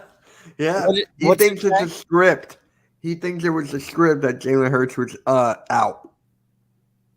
That we're supposed to go to the Super Bowl. What's a script? That he got injured. Yeah. Cole, are you fucking high, dog? You really think that? No. Boys for life. Boys? Boys said that? Yes. Dog. Oh, seriously. Is this where I'm just laughing. Like, I was just throwing the papers. He's like, did you see the video of the original post? I'm like, I don't give a fuck. We're in the Super Bowl. Oh, so that's what we're doing now, huh? You're trying to take all the fucking credit away now and just saying, oh, it's just rigged. Everything's rigged now because the Eagles are there. Uh-huh. Yeah. Okay. You know something, man? I would love to flip these roles real quick. I would really love to see how people reacted with Jalen Hurts on the Kansas City Chiefs and Pat Mahomes on the Eagles. God, I bet you Pat would be the most hated motherfucker. You know what I mean? Mm-hmm. Yeah, I agree. Yeah, you're right. Yeah. Yeah, because the narrative would be that see the ankle injury, it's because he's so off book, he doesn't follow to the script, blah blah blah. And then like what would be said about Jalen would be, oh, he's such a good quarterback. I mean, look at that deep ball and a way for him to bust out of the pocket when the play's not there and to get the first. You're right. You're 100% right. It'd be completely flipped. Oh yeah, people would hate Pat. Ridiculous. Yeah. Hell, you could throw Tom Brady on this fucking team, bro, and I swear to God, they'd figure out a way to hate us. I fucking hate him already, so it doesn't matter. I know, but you know what I'm saying, though. It's literally us. That is right. why you could throw Hurts on 31 other teams, bro, and people would be sucking his asshole right now. 100%. 100%. Not even playing, bro. He probably would be leading MVP even though he missed 2 games. Yeah. You're right. They would still lead the narrative, be like, well, look, see, when he was out, the team wasn't good, so that disproves his MVP narrative. They would be pushing that like crazy. Yeah, we were, but that's not how it works. But if it's the roles reversed, yeah, you're right. They would be pushing that narrative, and they'd be right, where we'd be wrong. It's a Philly hate. They always hate us. I don't know why. I really don't. Yeah, no, I don't understand why. I don't get the hate. Listen, the only thing that you guys can really truly sit there and say is that we threw snowballs at Santa, but that was so like 30 some years ago. Oh fuck, who cares? History is history. Yeah, no one gives 2 shits about that. Even the guy that got the snowballs thrown at him laughs about it now. You can stop. I was just say, do you think he's fucking busting balls about it right now? He don't care. No. So what else? What, we're assholes? Dude, every NFL fan is an asshole to the team they're facing. Yeah. I mean, listen, if you go to any fucking tailgate and you got people and they're all just joined arm to arm and just singing Kumbaya in a big fucking circle, you got an issue. You know what I'm saying? Like, it is fucking it's never going to be right. Like, dude, I was at the tailgate this past Sunday. Niner fans were getting shit every direction. Like, you talk shit. It's called football. That's what makes football. That's what makes it fun and interesting. You can talk shit. Now, granted, you don't take it personal. Don't take it personal. No. Exactly. Sometimes your team lets you down and you look stupid. But then other times they don't. But this is not one of those times. No. Not that there has not been a single defense in the whole NFL that can compare to ours. Offensively, we are the number 1 offense in the NFL. That just doesn't happen. You say that it's rigged. You say that we don't deserve to be here, or we haven't played anyone good. Dude, number 1 offense. You know what I'm saying? Like, you just don't become the number 1 offense for no fucking reason. They didn't just give us number 1 offense for shits and giggles. Like, we earned that shit. So you want to talk about we disrespecting you? No, put some respect on us. In fact, I don't want it. We'll just take it. It's that simple. You don't have to give us nothing. We'll just kick in your door and fucking steal your TV and walk out with it. But in this case, it's a fucking ring. Yeah, in this case, it's a ring. That was just an analogy. Yes, what's going on? I'm going to the bathroom. I'll be back. Hey, I just can't wait 2 more weeks, man. 2 more weeks. You know, anybody who's going to be mad, they're going to be mad when we win the Super Bowl. Yeah. They're going to have to talk about us, and it's coming because I'm telling you right now, if anybody thinks it's going to be close to Super Bowl, it's not. You can listen to all these Dan Sillies, you can listen to Chris Sims, you can listen to all these knuckleheads who have no clue what they're talking about. But I'm telling you right now, it's not going to be close. We are not the Bengals. And any Kansas City fan who think that they're going to beat us, Andy Reid, I'm telling you right now, he's going to show his true colors this Sunday. In 2 weeks when we play him. Because, listen, he's playing his former team, and we know Andy Reid. Let's not act like he hasn't been our former head coach. Y'all Kansas City fans got a ring with him, one ring with him. We about to get a second because this guy's going to show why it was time to move on from him. His play calling, I'm telling you right now, he's going to lose this game because of his play calling. He's going to lose it because of time management. You watch. It's going to be the reason why you're downfall for the Super Bowl. You know what I'm saying? I'm tired of talking to these fans, man. You know what I'm saying? I got a 49 fan mad at me. I really don't care. Because at the end of the day, we're a better football team, and they just don't like it. They don't like how we dominate. You know, I'm watching film of these offensive line pretty much bullying these defensive ends like they're nothing. And they hate that. They wish they had an offensive line like us because we're just too physical for most teams. It's really not fair. It's really not fair. And I see a lot of analysts talk about, well, Brock Purdy was in this game. If Brock Purdy was in the game, he still would be the exact same way he went out with L. You would have threw 3 picks more. He would have been tossed that bitch around to our team like it was a freebie. Listen, we got 70 sacks. No other defense has that. And I'm tired of them telling us that we're not this team. You know what I'm saying? Now we're supposed to be scared of KC and Andy Reid. Come on, man. If anybody knows Andy Reid, it's us. Because he's been a head coach for how many years? Andy Reid ain't new to us. And we've been playing against Patrick Mahomes. And I think last year, Jalen Hurts made it close against Patrick Mahomes. Almost beat Patrick Mahomes if a receiver's ever catched the ball. You know what I'm saying? We had Jalen Reagor. Now we got A.J. Brown, Devontae. And Devontae's in his second year. We about to kill these boys, man. It's not going to be close. It's going to be a 38. I think it's going to be a 38-10. 38-10. It's going to be a beatdown. It's not going to be close. Y'all can say you can hype this team. You can hype the Kansas City Chiefs up like it's going to be a close game. We're going to blow them doors out. We're going to blow them out. Not doors, blow them out. I don't see this as a close game.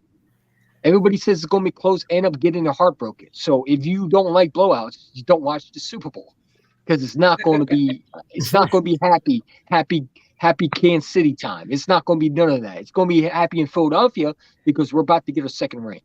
This team is too much, man. This reminds me so much of Seattle, bro. The Legion of Boom reminds me so much of that. This dominant defense, dominant offense with a young quarterback. This is what it reminds me of. That pass rush is too much for Mahomes. Yeah. You saw what Tampa Bay did to him. You saw what he has no offensive line. It might be worse than the last Super Bowl. I'm just being real with you. It don't matter what receivers he has. If he has no time to throw, it's going to be over for him. No quarterback's going to be able to handle this pass rush. It's unfair, man. You have to talk about all we have to do is line up, play man, and just let our defensive line get right to them, bro. It's not going to be hard. And I'm not worried about, like I said, Juju Smith and Valdez-Scantling and Kadarius Toney and the other dude because, dude, Bradbury, Maddox, and Slay. Like, you know what I mean? This defense is totally different with Maddox, bro. We're more aggressive. Yes. I would not be surprised if we blitz Mahomes this game. Don't be surprised if Chauncey Gardner Jr. blitz the heck out of Mahomes. Because I would not mind sending blitz at him. It's a Super Bowl. Let's go after him. You know what I'm saying? I'm telling you right now, I don't wish injuries, but get the ambulance ready. Because it's going to be a long day for Mahomes. Like my guy Burke 31 said, get the ambulance ready. Get the ambulance, get the stretcher ready. Because we're gonna make it hard for him. He's gonna have to run, and he's not gonna be able to. That ankle's not gonna be 100%. I'm just being real with you. I'm not trying to be disrespectful. I don't wish injuries on nobody, but it's just true. He's not gonna be able to run, and he's going to end up trying to do some stupid play, and it's gonna hurt his ankle. He's not seen this type of pass rush. Yeah, listen, I agree. I agree, bro. I'm not wishing any ill on Pat. I think Pat is one hell of a player. But I'll tell you what, man. Like I said, and even to this KC fan person, whoever that may be, woman or man, it does not I really matter. don't think he's a KC fan, man. I think he's a Cowboy fan trying to say he's a KC fan. Because It doesn't matter, bro. It does not matter, man. All I know is 78 sacks. You can't look past that. That means something. Most of the time, I'll be right back, KK. all right, bud. Most of the time, we only rush 4 people, and we produce 78 sacks with 4 people for the most part. Listen, Like- we won't change Mahomes' channel like that. Yeah, dude. I don't. Sorry. Listen, he's going to make his plays. There is no Yeah, ifs, ands, absolutely. or buts. That's why I said it 34-17. Because of the fact that you have Pat Mahomes, I will raise you 10 points on the 7 we usually give in the postseason here. Because I'm not going to disrespect Pat. He is a He's good one of the- quarterback. But you don't have the wide receiver weapons you had before. You don't have Tyreek Hill anymore. No. Yeah. And He's in Cincinnati Miami. does not have the corners that we have. So it's a little different ball game. It's like I said earlier. Yeah, we haven't faced Pat Mahomes all year, but he hasn't fucking faced his defense either. No. And everybody's good until they face us. Everybody's good. We even face Brock Purdy, right? According to everybody else. When we beat him, you didn't face Mahomes. What happens when we beat Mahomes? Well, you didn't face this guy. It's always going to be what if. They're going to have to give us a credit when we win the Super Bowl. And you know what? I don't want the Pro Bowl. I don't want none of that. They'll be like our quarterback wasn't fully healthy. That's why. Yeah. That's yeah, what it's going to be that. And you know what? Hey, it is. I hope Mahomes is 100% healthy. I want him 100%. I do too. Because I don't want no excuses when we beat this dude. Like, I'm sitting back, I'm relaxing. I'm seeing a lot of 49 fans say, well, I can't wait to. Bro, if you're not in the playoffs, shut up and don't talk to me. Bro, It's I'm simple. sorry, man, but if you are not Kansas City and you are not scared right now, you have not watched any Eagle games. Yeah. You know what I mean? Like, I'm telling you right now, bro. Even my wife said it when she watched our game on Sunday. She was like, "Oh, I believe Purdy can play." She's like, "I just don't think he wants to." Like, she was like, you could see his face when he walked up to Kyle Shanahan and was like, "I'm not going back in." Like, you saw his face. Dude, he wanted nothing to do with that. He's And out. that's going to be the same fucking way for Pat. He's not going to get scared. Pat is not that guy. He will continue to play. But Pat will know, oh, shit, I walked into something totally different. These guys actually can get me, and they can get to me fast. Mm-hmm. Like I said, they have not played us. They don't know the speed Riddick has. They've seen it on TV, but they don't know it. But they're about to. And Yeah, dude, I don't Riddick- know how this offensive line is able to handle. They're Bro, not good. Let's be Riddick real. is They're not so good. giving me BG vibes right now. Like, bro, have you seen that whenever he hit Purdy twice? Like, dude, that is a BG move when he ducks under the. Did you see what offensive BG did tackle to and Trent puts- Williams? Yeah, but I'm telling you, Pushed Riddick, him right Riddick is into the learning. quarterback. Riddick is learning a lot from BG, dude. I can see Mhm. a lot of BG in Riddick right now. A lot. And I've been saying along, if we did not draft Derek Barnett and we had a chance to get Reddick, it would have been Hassan Reddick on the Eagles from the beginning. It would have never been Derek Barnett. I'm gonna be real with you because that was the Eagles' pick. You know what I'm saying? I don't care what anybody says. That was the Eagles' pick. Hassan Reddick was supposed to be an Eagle, and we didn't get him, unfortunately. But now he's with the Eagles. You've seen why we signed him. You saw why we signed him. The guy is just he's everything Philly wants. You know what I'm saying? He's one of the best free agent pickups we ever had. You know what I'm saying? If you're an Arizona Cardinal fan or you're a Panthers fan, you gotta feel sick because you let this dude walk into a team that's ready to compete for another Super Bowl, and he's only going to get better. I think he's going to get better from this year and the next year. But I'm waiting for this year because he's going to hurt Mahomes, and I don't wish no injuries, like I said. But this defense is scary, and if I'm a opposing fan, I don't want to face the Eagles. I want the 49ers to knock out the Eagles. I want the Cowboys to beat the Eagles because I know I can beat them. This Eagles team, do you know why we're getting so much hate? It's because this is a team that no one wanted to see.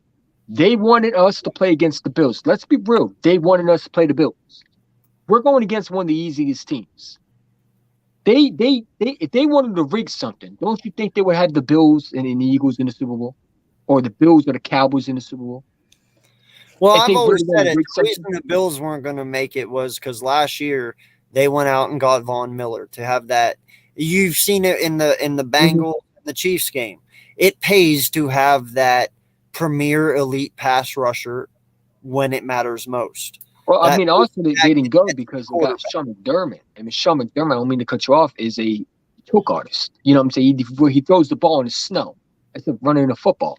Yeah, he but I had- mean, you still need that premier pass rusher, though. Yeah. That guy that can get to the Sure. quarterback, and that's something the Bengals didn't have this past Sunday. Yeah, they No. didn't get the Mahomes. They couldn't apply pressure. That's something we do very fucking well. We're the complete opposite of that. And they only lost by 3 points. If Mhm. you think that them not applying pressure and they only lost by 3 is one thing, wait till we apply pressure. It's not going to be like that. You're not going to win by 3. You're not going to lose by 3 either.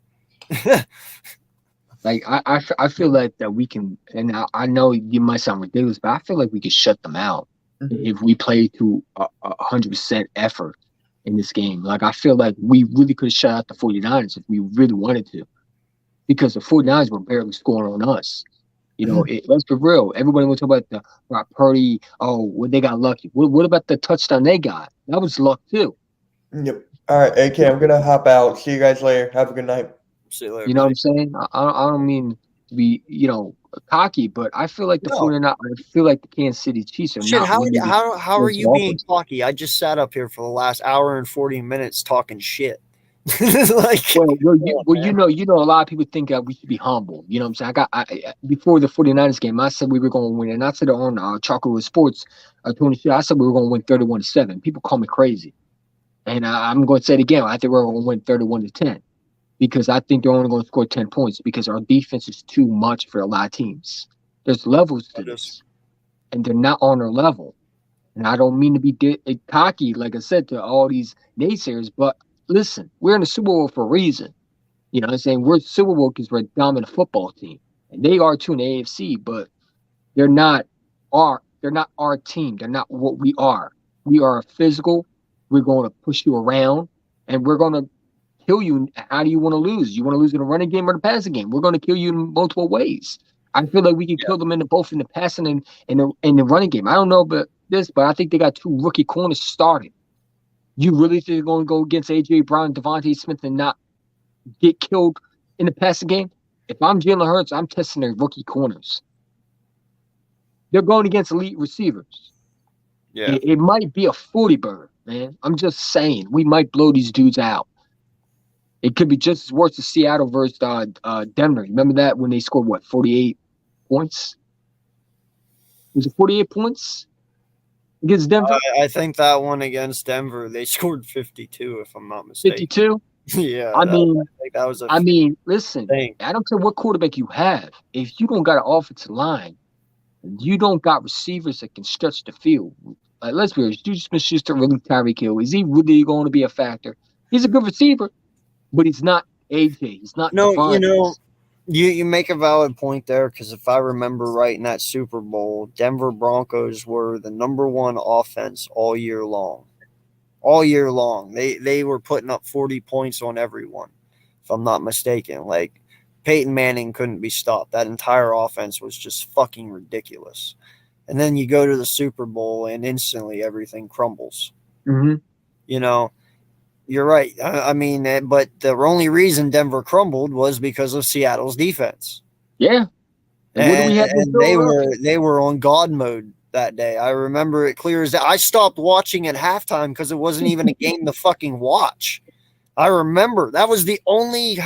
I think that was the only Super Bowl I've never finished in my 36 years, bro.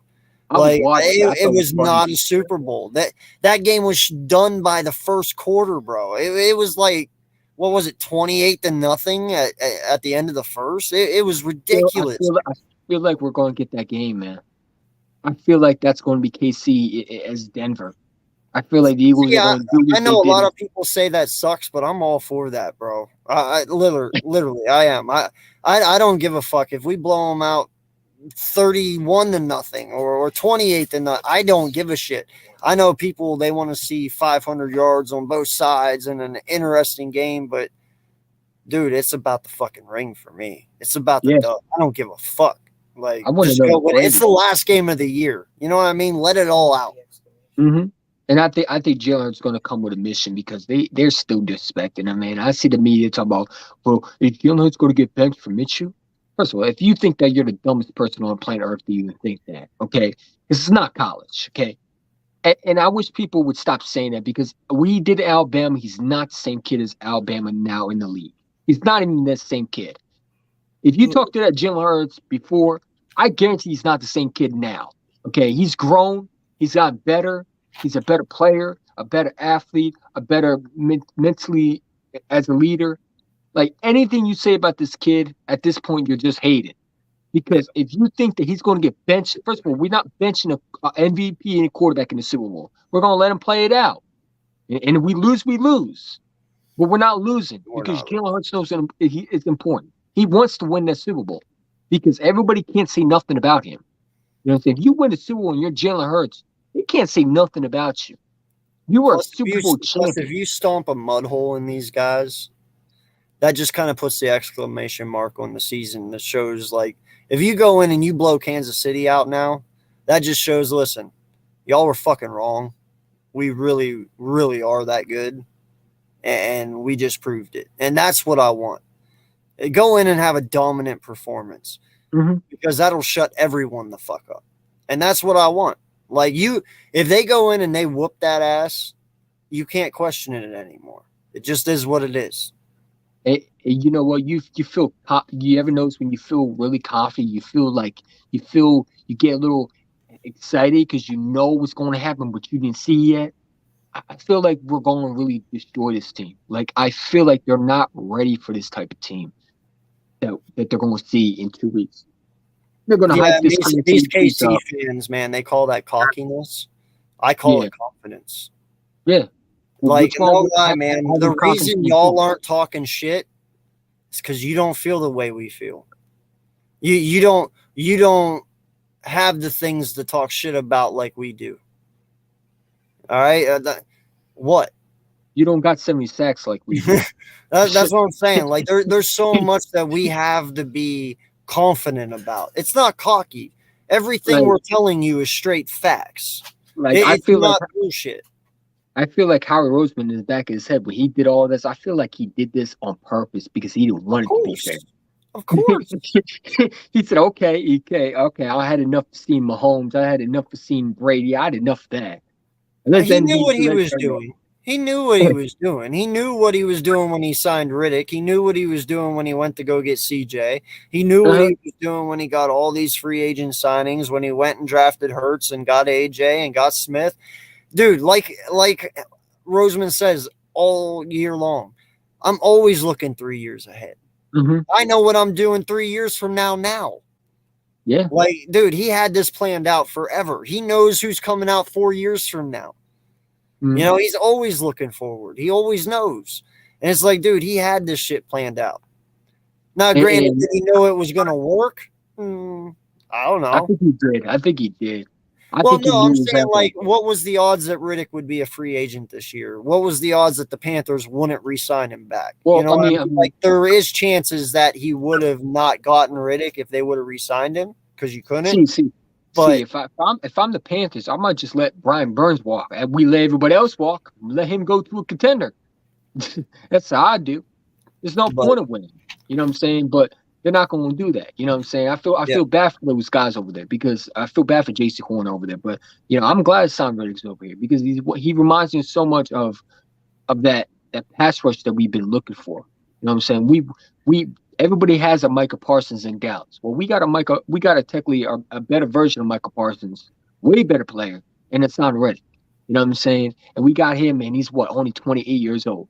So he's still young, you know, and he's locked up for a while. I'm going to go as far to saying is we got a – no, I'm going to fucking say it because he's that goddamn close. I like the prediction. They call it AK predictions. He is a J.J. Watt-esque player. I was thinking of Jeremiah Trotter. Remember when we first got him? No. He's close enough. He's at what? How many sacks does he have right now? 18 and a half, I think. That's almost he has like 50 some sacks in the last 3 years. Yeah, That's exactly or not JJ Watt. Sorry, I meant TJ. He don't want the sacks. He takes away the football. I meant TJ. I didn't mean JJ. Sorry. I meant TJ Watt. I said JJ. I don't mind taking a JJ Watt on our team. Yeah, but he's not built like that though. He's built more like TJ. He's smaller than JJ, but he has that extremely powerful, fast edge rush that JJ or TJ has. And I love TJ Watt on Pittsburgh, and I think Hassan reminds me a lot of that. And they both are monsters when it comes to pass rushing. So, I like it. I mean, hell, Parsons only had what 13 and a half. And I don't want to be disrespectful, but I think people overhype Parsons, man. They really do. Dude, they call him they call him our generation's LT. That's way overhyped, bro. I've been saying that shit. Dude, LT worked his ass off to get that reputation. That is a smack. I wasn't alive when he was around, but I heard he was a hell of a good player, man. Dude, yes, there is times I can think back this year where Parsons was not even a thought. Like teams just took him out of the game. You didn't do that to LT. LT was never out. Yeah, he might have only had 1 or 2 sacks, but how many tackle for losses did he have? How many QB pressures did he have that game? Mm-hmm. He affected that play every single time. Yeah, it might not have been a sack, but he did it other ways. I've seen Micah Parsons taken out of a game. Hell, we did it. Yeah, we did. You ain't doing that to LT. You're not even getting close to taking LT out of a game. He always found a way. He was a thorn in our side for so fucking long. And you know what? I got to credit Howie because a lot of people didn't like the Landon Dixon pick. So many people were complaining about it, but now you like it because it's not sexy pick, but you see it now. Dog, bro. Dickerson. Listen, Dickerson, I'm telling you right now, if we didn't get Dixon, I don't know if he would have been lasting that long because somebody would have picked him up for sure. He would have been a first round pick if he didn't get hurt. Shout out to my guy, Bobby Murphy. He told me, he said, keep your eye on Landon Dixon. I'm like, who is he? And he said, the Eagles are going to draft him. And like I said, don't be surprised if we draft. People are going to get upset again, but don't be surprised if we draft another offensive tackle this year. You know what I'm saying? Oh, I'm fine with that. Because we're looking at the future. You know what I'm saying? People are going to want the safety. They're going to want the linebackers. They're going to want the cornerbacks. They're going to want all that. But I'm telling you right now, Eagles always build in the trenches. They always go for defensive end or offensive line. That's their bread and butter. That's always going to be the thing. And listen, I think that we're going to probably go offensive line and with one of those picks if there's an offensive line that falls that way. That's why we got 2 first rounders. I get it, and I agree with you as well, and I agree to that. If one is there, whether it is a defensive end or an offensive tackle, whatever the best pick is, go ahead and take it as long as it's a lineman. I'm fine with that. Because you and I we sat here and we questioned Howie many times. Yeah. Like, man, I hate the way he drafts, blah, blah, blah. Mm-hmm. But now that I'm getting older, now that I kind of see it and I've been doing this and sitting back, I understand it. Yeah. Especially this year, truly made me understand it. Like, I get it. They're not the sexiest pick. They're offensive linemen, defensive linemen. They're monsters and they are what they are. But I get it. Because lines win championships. Yeah. If you have a dominant defensive line and a dominant offensive line, you're 98% guaranteed to win that game, especially if you do it without making penalties. Yeah, I mean, what team doesn't? I mean, you wanted to talk about a sexy pick? Look at the Bengals. Yeah, they got all 60 picks, but was their offense line good enough to protect Burrow? No. Exactly. I mean, you know what I'm saying? You and I went back at it. We have recordings of us going back at it. You know what I'm saying? Mm-hmm. Where you're saying that, I said, I don't care. Was it the right? I was like, was it the right pick? And when you look at it, Landon Dixon was the right pick. Yeah, I want Asante Samuel Jr., but look at it now. You don't think like that when you first draft him. You don't look at that. It takes a while for as Nick Sander said, flowers to grow. And you see now it's like that offensive line is too much for defense. And I think that's what we were doing. We were protecting Jalen Hurts because you can go to Super Bowl with a good offensive line. You can go to Super Bowl with a great defense. You got to have everything around you in this league. You got to have a great offensive line. Protect your quarterback. No quarterback's going to have time to throw if their offensive line is, breaking down or it's going down. So you need that dominant offensive line. You see why this offensive line is dominant. Hell, I mean, if Jason Kelce comes back and Samala walks, you got offensive tackle you drafted. Now, I know a lot of people ain't going to like that, but I would put the guy we drafted that replaced Jason Kelce if he wants to come back and put him on Samala's side. Now you got your offensive line. Now you might have to draft another one, but listen, that's what I do. I mean, you got so many options next year. You know what I'm saying? But we got an offensive line this year that is so dominant. Lane Johnson's a Hall of Famer. Kelsey's a Hall of Famer. I'm watching Dan Orlovsky break down film, and you watching his offensive line literally pull defensive ends and remove them and create holes. I've never seen a type of offensive line do that, ever. Maybe if I'm wrong, but I've never seen this type of offensive line that's that dominant. Yeah. And they're going to do that to the Chiefs, and it's going to be so much easier because now they don't got a Fred Warner over there. Yeah, he got Nick Bowen, but is he really Fred Warner? No. You know what I'm saying? That was their whole defense in the 49ers. It's Fred Warner and Nick Bosa. Once you remove them, you've seen them undisciplined because they're not used to that. They're not used to that being removed physically. And they're not used to being dominated like that. They're used to be the ones dominating. They're not used to be the ones getting dominated against. You know what I'm saying? I don't mean to start. No, I get what you mean. And that's the thing. Like, our team is just that physical, bro. They will treat you like the redheaded stepchild that you are, and they will abuse the shit out of you, man. Like, I'm not even playing. They don't care. They will run through you, whoever you are. They don't have respect for you during the game. They will give it to you after. But and you saw the 49ers, they got upset because they never physically got dominant. They thought they were walking into an easy cake. No, you weren't. Yo, when Trent Williams slammed Kayvon Wallace to the ground, I wanted the players to fight him, man. That told me everything I needed to know. I was like, we got him. Well, are you surprised Trent Williams did? I mean, he did punch Richard Sherman in the face because he lost. I mean, I get it, but still, though, I'm saying, though, like, when you saw them get pissed and that fight broke out, I was like, oh, yeah, you pissed them off. You got under their skin because they were not ready. They were not ready for that. They really thought they had a chance, and in the end, they didn't. But what intrigues me the most, dude, and we'll leave off with this one, and I actually like it. We're not losing JG. No. And we're not losing Steichen. Well, we're not losing Steichen either. We're keeping all our coaches. JG said, I'm not going anywhere. I'm staying here for the long haul. He's like, I love it here. Mm-hmm. That to me says I'm not expecting him to leave this year. I'm not expecting him to leave next year or the year after that. Like, obviously, he loves working for Nick. Obviously, he knows, hey, I have the best chance of winning a ring here multiple times. Because why would JG want to leave, go take a job in Houston just to be fired 3 years later because shit don't work out? You know what I mean? Like, when he can just stay here and ride the waves and get ring after ring after ring if he wants. Like, they know what they want. They know what kind of defense we already run. Now just go get the players to replace the ones that we need to get rid of this year. Mm-hmm. You know? And I felt like, maybe JG told Howard Roseman, hey, give me my guy Nakobe Dean, because he knew what his defense needed. Because if you listen to the whole notion, Howard Roseman wasn't looking at lineman, but he wanted to get Johnny Gannon the players that he needed, and he got Nakobe Dean. And I'm excited for Nakobe Dean next year because I think that guy's going to be a star.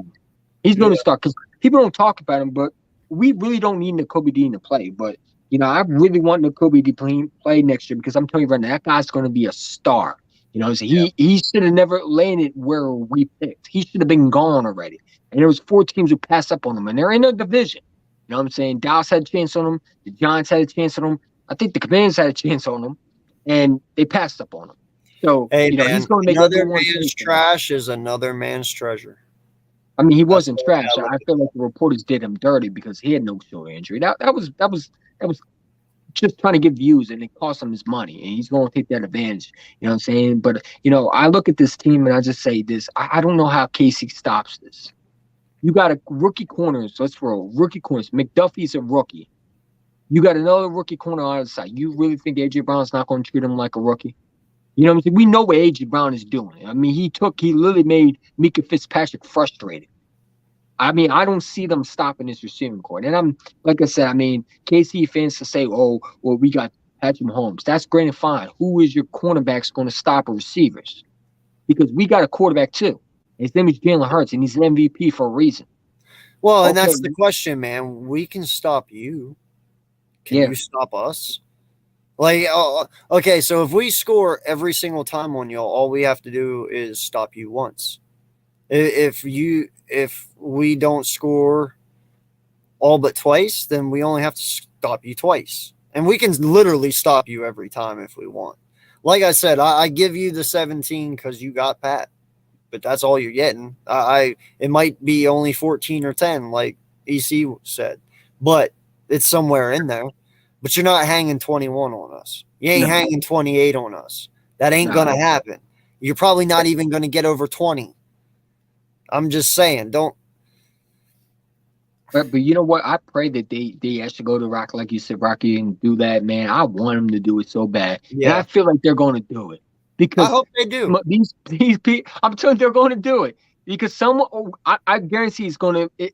Listen, I'm starting thinking maybe Eagle fan who did it. Because I don't know why a 49 fan would do that.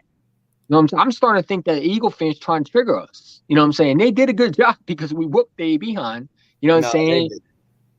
No, I feel if an Eagle fan did it, it would jinx us, and I don't want to do that. Yeah, I mean, like I said, man, we got back to a Super Bowl. You know, when you look at 17, we won a Super Bowl, right? We've been to the playoffs pretty much every year since what, 2020 was it? The last time we didn't make it? Yes. And that's when we drafted Devontae Smith. And that was a down year. But we've been to the playoffs, you know what I'm saying? We won a Super Bowl. And after that, we went to almost an NFC Championship game, you know what I'm saying? And we probably would have been back because we owned that Rams at the time. We would have beaten them and would have definitely beaten Tom Brady at the time, you know what I'm saying? Because I didn't think Jeffrey didn't drop the ball. I mean, that you got to catch that, bro. You got to catch that, man. You know what I'm saying? Now you got a younger Alshon Jeffrey, more physical, and A.J. Brown. You know, and I love A.J. Brown's attitude. You know, him and Jalen Hurts, they fit so much together. You know what I'm saying? And I love how, you know, every Tennessee Titans podcast is talking about A.J. Brown. Are you going to root for him? Now you don't got to root for him anymore because it's down on your team. You know what I'm saying? We'll take Derrick Henry. I'll take a Derrick Henry. Just give it to us. We'll give you a 4th-round pick for him. You know, let him come to Philadelphia. He can win a Super Bowl with A.J. Brown. I don't mind it. You know what I'm saying? You want to, hey, you know? There's just way too many similarities for this year for me to say that we lose this game, man, because there's no possible way. No possible way. All right, like, no lie. In 17, Carson goes down. Don't get him back, though. The scenario's a little different. Same scenario.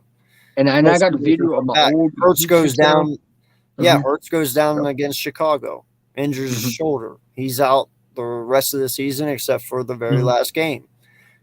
Scenario is different. The injuries are different. But then you go and you beat the Giants 38-7, the same way you beat Minnesota. You know, then you turn around and you spank a mud hole in the 49ers. Same thing we did.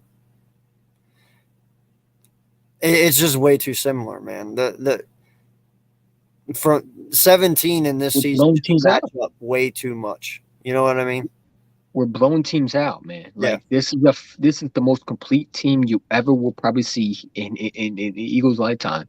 I think they can definitely beat 2017 Eagles. Like there was a question if you line up 2017 Eagles with this Eagles. So I think this team is way better. This team is way fucking better. Exactly. Like I like the 2017 team, but it's different than this. This team is unfair, man. Like I've never seen a opposing quarterback get so scared in the pocket. I'm watching them. I'm like, this is funny because it's not funny that they're playing. It's funny because we're getting to them. You know what I'm saying? It's like, who are you? Pick your poison because, like I said, you talk about the offense. Pick your poison with this defense. We got a lot of pass rushers that can really make your offensive line uncomfortable. And when they all come after you, it's like, oh my God, like who are we going to stop? And I feel like Patrick Mahomes is going to panic. I think Patrick Mahomes throws 2 turnovers in this game. I think Darius Slayton gets a pick 6 in this game. I think Patrick Mahomes is going to throw turnovers because he's going to try to throw that ball away because there's going to be pressure in his face. You've seen Patrick Mahomes when he has pressure in his face, he throws the ball and he sometimes throws it carelessly. You know what I'm saying? I feel like he's going to throw at least 2 turnovers in this game. Well, dude, he has 15 interceptions this year. I mean, he can do that at times, you know. And listen, they got receivers, but I'm not scared of Juju. I'm not scared of what's his name? Van Scantley, whatever his name is. Valdez Scantley, and then you got McCole Hardman, and then you have McKinley. What's his name? Kadarius Toney. No, the running back for the Vikings that came to free agency for the Kansas City. Is it McKinley? The running back? McKinnon, yeah. And then, you got Pikachu back there as well. Yeah. Well, I mean, he's a wannabe Tyreek Hill. You know what I'm saying? They put a 10 jersey on him. You know what I'm saying? He's a wannabe Tyreek Hill fast dude. That's fine. I mean, he's not Tyreek Hill. Like, I feel like Kansas City really it hasn't been the same since Tyreek Hill left. You know what I'm saying? I feel like that we can really, if we get to Patrick Mahomes, he's going to make mistakes. Any quarterback, you get to him. I don't care if they're Tom Brady, Joe Montana, John Elway. If you get to that quarterback, they're going to make mistakes because they don't want pass rush in their face. They don't want pressure in their face. They hate that. They hate when they don't have time to throw. They would love to sit back and just throw the ball. You know what I'm saying? You know, and that's why I'm happy that we got offensive line because Jalen can sit back and throw the ball. He really doesn't need to run. Like, everybody talk about, wow, he had a bad game versus the 49ers. He really didn't need to throw because it wasn't a throwing game. It was in the rain. And really, to be honest, he didn't need to throw. You know, and I thought the 49ers did a really good job with the passing. I mean, they held pretty much the whole game, but they were preventing us from throwing the ball. Okay, well, we ran the ball down their throats. That's the difference between a lot of teams. They don't have another option. Once the option goes, they're pretty much done. You know, Kansas City don't really like running the football. They love throwing the football. And I feel like that's going to be the fault of Andy Reid. Andy Reid's going to show his true colors against the Eagles. He's going to show, it was time to move on from him because he's going to try to throw, and we're going to be like, okay, I'm going to throw. We're going to sit back and we're going to pick some balls off. You're not going to run the ball. You want to run the ball now? Oh, we're going to stop your run again. Now what you going to do? Mm-hmm. Like, I think we're going to dictate that offense.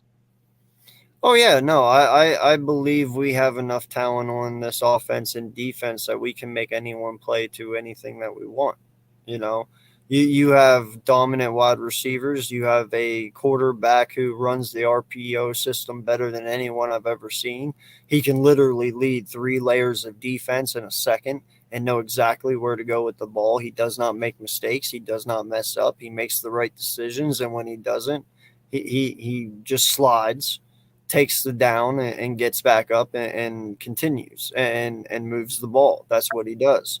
And I'm telling you, man, it's way too much. And even Dan Orlowski said it best too. He's like, I've played football. I've been a quarterback. And other people have said it. They've played. No one knows how you can stop this. No one. I mean, there is professional people who have played NFL who sit there and say, we don't know how to stop it. Like they will kill you in the run or they will kill you in the pass. If you stop the run, they pass. If you pass, they run. Jim Johnson right now would be dying to have this type of defense. He would come out as great just to play with this type of defense. Could you imagine what he would do with this defense? Quarterbacks will be. I like who we got. You know, I know a lot of people they're tough on JG, but in fact, I don't want JG to go anywhere. No, I like JG. I mean, I'm trying to get used to him. I get it. You know, there is times we watch him with our eyes and we're like, what are you doing? Yeah. But his stats do not lie. He is first in everything. You know what I mean? Except yards per game, I think, is the only thing he's not leading in. But everything else he's first in. Like, I'm sorry, bro, that those stats just don't happen by being a shitty coach. You know what I mean? So maybe he was starting to learn a little bit more. Maybe this is probably his second year being defense coordinator. It takes a while, man. You know what I'm saying?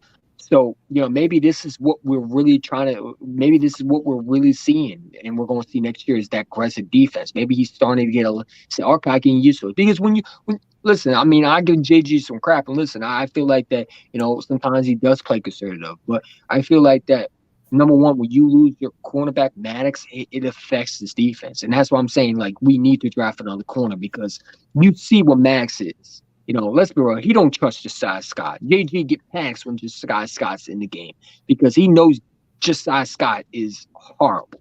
Should not be on the field. And I don't know why he's celebrating. He should be the only one not celebrating with this team because he's absolutely the fault of our team. You want to be real. You know what I'm saying? I mean, he's okay backup, but he's not. Maddox is a different ball game. Maddox is just an absolute star. There's a reason why you pay him the big bucks, and he's solid. When he had to make a tackle, when he's healthy, he's hard to deal with. He's one of the best, and he's one of the best slot corners, I believe. Isn't he slot corner? He's one of the best slot corners in the game. You got C.J. Gardner-Johnson, who no one talks about.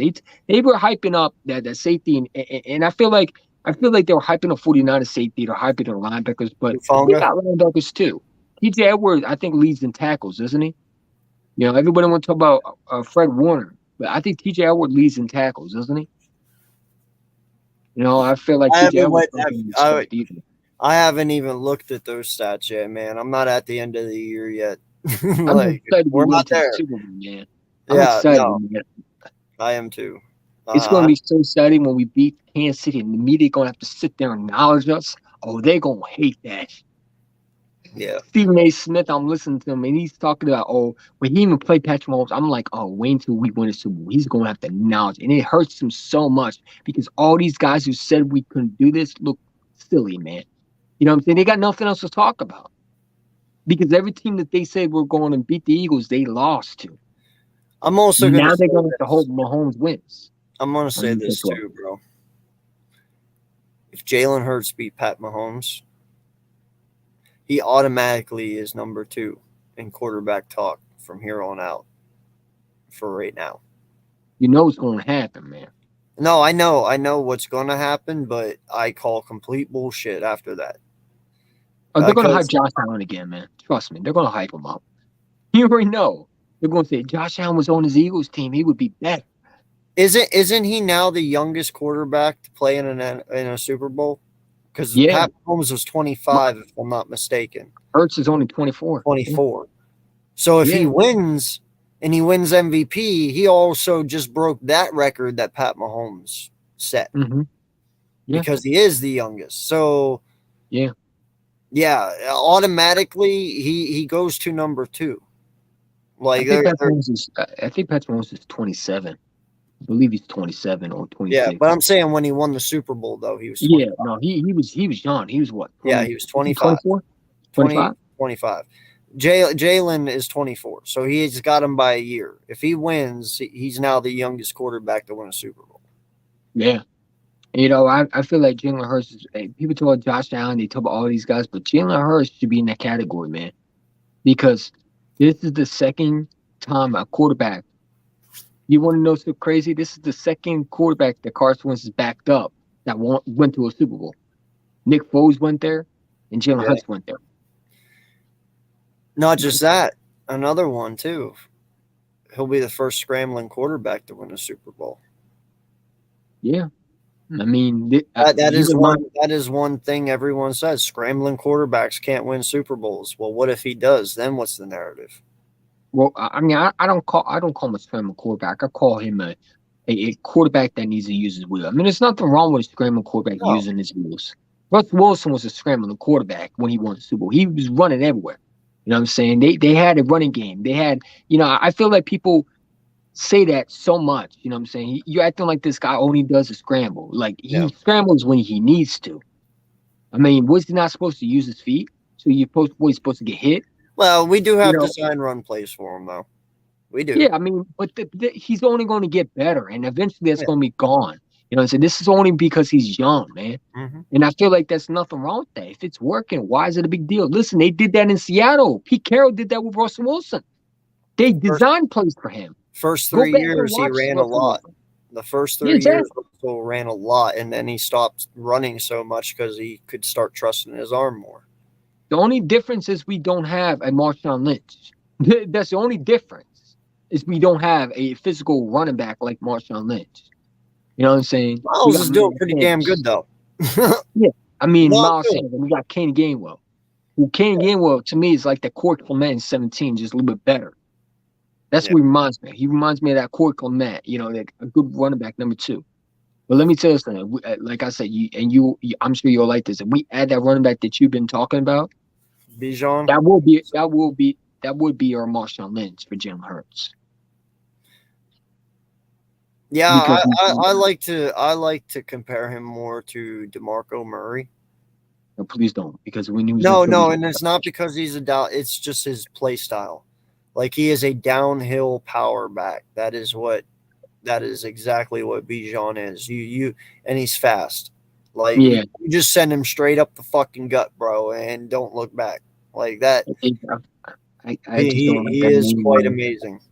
I just don't like the DeMarco Murray. I know, but that's kind of how he runs, though. You know, Nick Chubb-ish. Can we just call him Ryan Matthews? I mean, even though he was the fumbling machine. You know what, though, man? That's something that really pisses me. I was a huge Ryan Matthews fan. I really even liked him. I when like he was Ryan with the Matthews. Chargers. He never could stay healthy, though. That was his biggest downfall. But Ryan Matthews, dude, I actually really enjoyed watching that. I like the signing, man. I did. When we got him from the Jets, I'm like, oh, this guy's good. And then what really made me mad, what I didn't like about him was when he fumbled versus the Lions here. We had a chance to win it. He fumbles. Yeah. I didn't like that. That was depressing to me, dude, because like I said, I really liked Ryan Matthews. It sucks because he never could stay healthy. Even with the Chargers, man, he never could stay healthy with the Chargers either. That was like his biggest downfall. Yeah, I mean, he ran, and he was. Oh, he could run! Holy shit, dude! I watched him break some. We've all watched him break some tackles. We were like, remember that Jets where he broke 4 or 5 tackles, right? That dude was a monster. The next game, he'd get injured and couldn't stay healthy. Yep. Then he'd get injured the next game, and it's like, well, he's out 4 games, then comes back, has a great game. Oh, he's out again. You know, like, in some ways, I wish we had that type of running back, because if you add him with Jalen Hurts' dynamic running game right now, man, I'm telling you right now, if you add him with that type of dynamic running game, if we could get that Ryan Matthews without the fumbling, and we could bring him back right now to this Eagles score right now, holy crap, man! You want to talk about rushing yards? I mean, come on, it wouldn't be fair. You know what I'm saying? They took a not fair. Add John Robinson to the Eagles and see how fair it would be. No, I mean, if you're going to talk halfbacks, if we're going to really talk halfbacks, the one I would love to see, no, LeGarrette Blount. I would have loved to seen LeGarrette Blount with Jalen, dude. That would have been amazing. That wouldn't be fair, man. that would have gave me chills a little bit. Dude, that is one reason, and the solo reason why I think we didn't go back to back in 18 is because we didn't have LeGarrette Blount in 18 because we let him go to Detroit. But I was a huge LeGarrette Blount fan. Like, that kid could run. Holy shit! We want to pay him, man. We let him and Robinson walk, man. I think it is what it is. Robinson. But LeGarrette Blount, I loved having him on this team. Jay Ajayi even was cool. I didn't mind Jay. I like Jay Ajayi too, but he was another just like dude. Just sucks, man. His knees went out on him. He pretty much got Todd Gurley syndrome. You know, his knees went out at a young age. And Todd Gurley, if he could stay healthy, he was a beast too, but he lost his knees. You know, it sucks, man. But you know, and I like Miles Sanders, but I feel like, you know, in this league, you know, I don't know about you, but when I was watching, he danced a lot, man. You got to hit the holes, bro.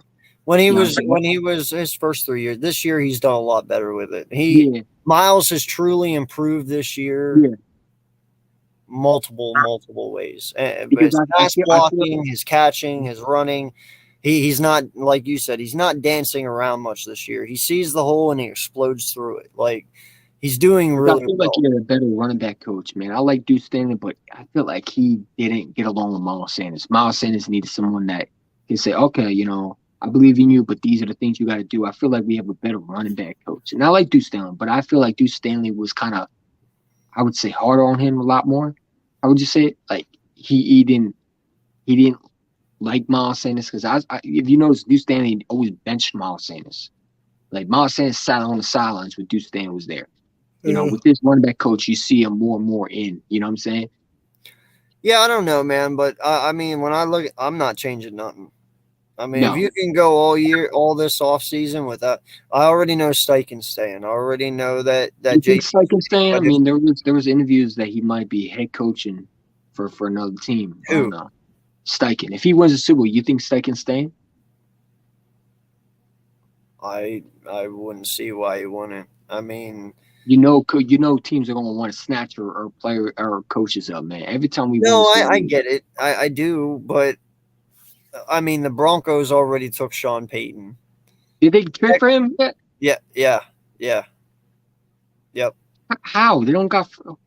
Did they get a first round pick? I think they got like, from what I read today, they gave up like 3 first-round picks, 3 second-round picks, and some.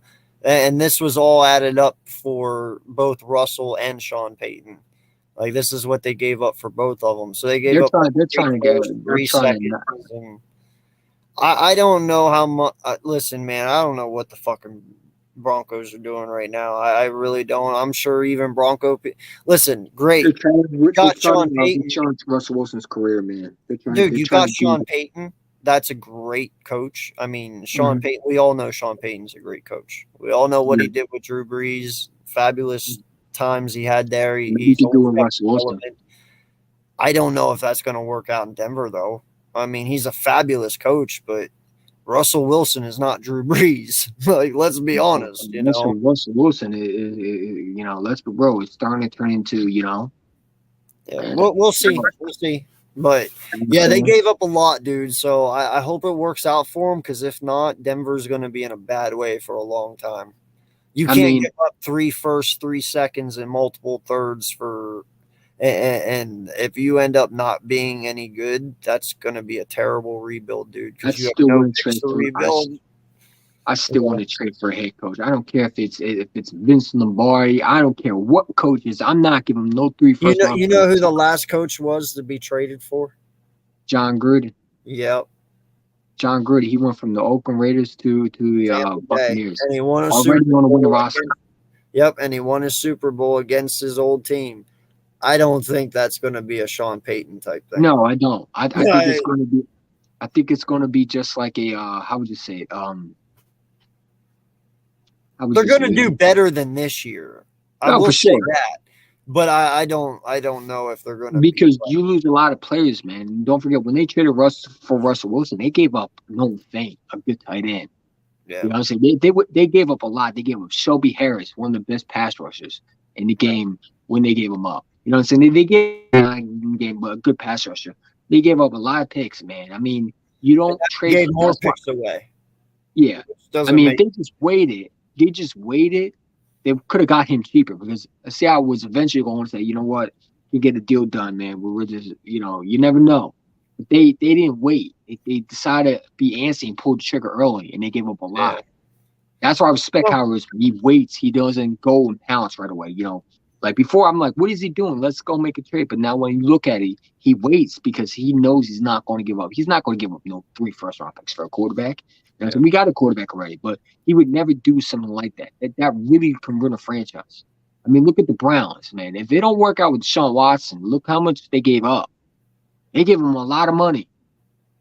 And I don't know if it's going to work in Cleveland either, man. I don't, because he's. Well, I can tell you this right now: for how much they gave up on Watson, the head coach will be gone before Watson's gone. You know what I mean? Like, they're not getting rid of – they will find a head coach who can make Watson back to being Watson before they get rid of Watson. Because they – not only did they give up a ransom for him, but they also fucking paid him a bunch. Mm-hmm. What was it, $200 million or something like that? $205 like that. It was fucking ridiculous. Fully guaranteed. Like, dude, that was probably – that was a ballsy move. That was a total ballsy move right there by Cleveland. I hope to God it works out for them, bro, because I don't want another 20 years of them being shit. Like that'll just be another fucking excuse. But And just to think, right? If Deshaun Watson agreed to come to Philly, we would have to be stuck with that. let's not talk about that. We were so I'm close. so glad that we got Jalen Hurts, man. Dude, Because we were Jalen so Hurts, close to having Josh McDaniels. I mean, dude, we could have been the Raiders this year. There's so many bad things that could have fucking happened. I am so happy that it didn't. But you remember the head coach that we were supposed to get was the Chargers head coach, Brandon Stanley. Remember we were supposed to get him instead of Nick Sirianni, and people wanted him, and he backed out. yeah. Imagine we got Brandon Stanley instead of Nick Sirianni. Yeah, no. You know what I'm saying? He was one of the coaching candidates. That is one thing I will give Howie and Jeffrey Lurie, man. Oh, Matt Rule. They have always been great at hiring head coaches. Like we have been blessed with our head coaches, except Chip Kelly. Chip Kelly was a reach. Well, I mean that wasn't Howie thing. Howie never wanted him. That was because Jeffrey Lurie wanted the college head. He wanted that. But even Howie Roseman had good seasons, or even Chip Kelly had good seasons, even though he did some. He had one good season, but he had Andy Reid players, man. Once he got his own players, it fell apart. I felt like he was a good coach. It's just when he got the GM power, it's like he wasn't ready. His head blew up. Well, listen, man. It is 11:30. I have to be up by 6 a.m. I appreciate you sending me the link because I didn't think you were going to do that. I thought I said just give it. Problem, man. No, it's no problem. I'm saying, I mean, I didn't want to disturb you because it was your show. I didn't know if it was you and doing a podcast or something like that. It's fine, man. But I like your shows, man. You bring a lot of entertaining, man. I don't know why you don't have 1K, man. They definitely need to give you that, man. You know, so you've been working your behind. It will. I'm not worried about it. It will. I mean, are you streaming the Super Bowl? No, I'm enjoying that shit. There's no way in hell I can stream the Super Bowl and pay attention to this at this. Nope. I don't want to be on the stream crying if we lose, man. I'm going to save that if we do. You know what I'm saying? I want to win. I think we're going to win, but I don't want to jinx that opportunity, man, because, you know what I'm saying? I mean. Yeah. No, I'm going to cook food, man, have some friends over, have a little party with it, and just enjoy it. And get some KC fans so you can trash talk them. Yeah, and then I'll do a live afterwards whenever it's all said and done, and we won and they didn't. You're going to be outside in the Super this Bowl moment right here today. And you're going to be outside just screaming like, woo! Like he's you motherfuckers talking. Instantly, I'm going to come on here and be like, come back to this moment at this time of night and be like, I fucking told you. Like, I wanted to be the first to say it. I fucking told you. It's going to be a dominant game. I can't wait till the fans start climbing on the poles again. Hopefully, we won't got anybody. Well, I'll be at the parade. I'm going. I missed 17 due to work. I'm not missing this one. I will be at the parade that Monday. Mm-hmm. But please, anybody who has anybody trying to eat horse shit, please don't let them do that again, man. Huh? You know what I'm saying? Remember the Eagle fan that ate horse shit that always calls the horse shit eaters now? Oh, yeah. Dude, some people out there are just fucking weird. Like, we have no control. Don't let one person ruin it for everyone else. You know what I mean? Like, there's just some fucking weird people out there. I love them all the same, but hey, they're still fucking weird.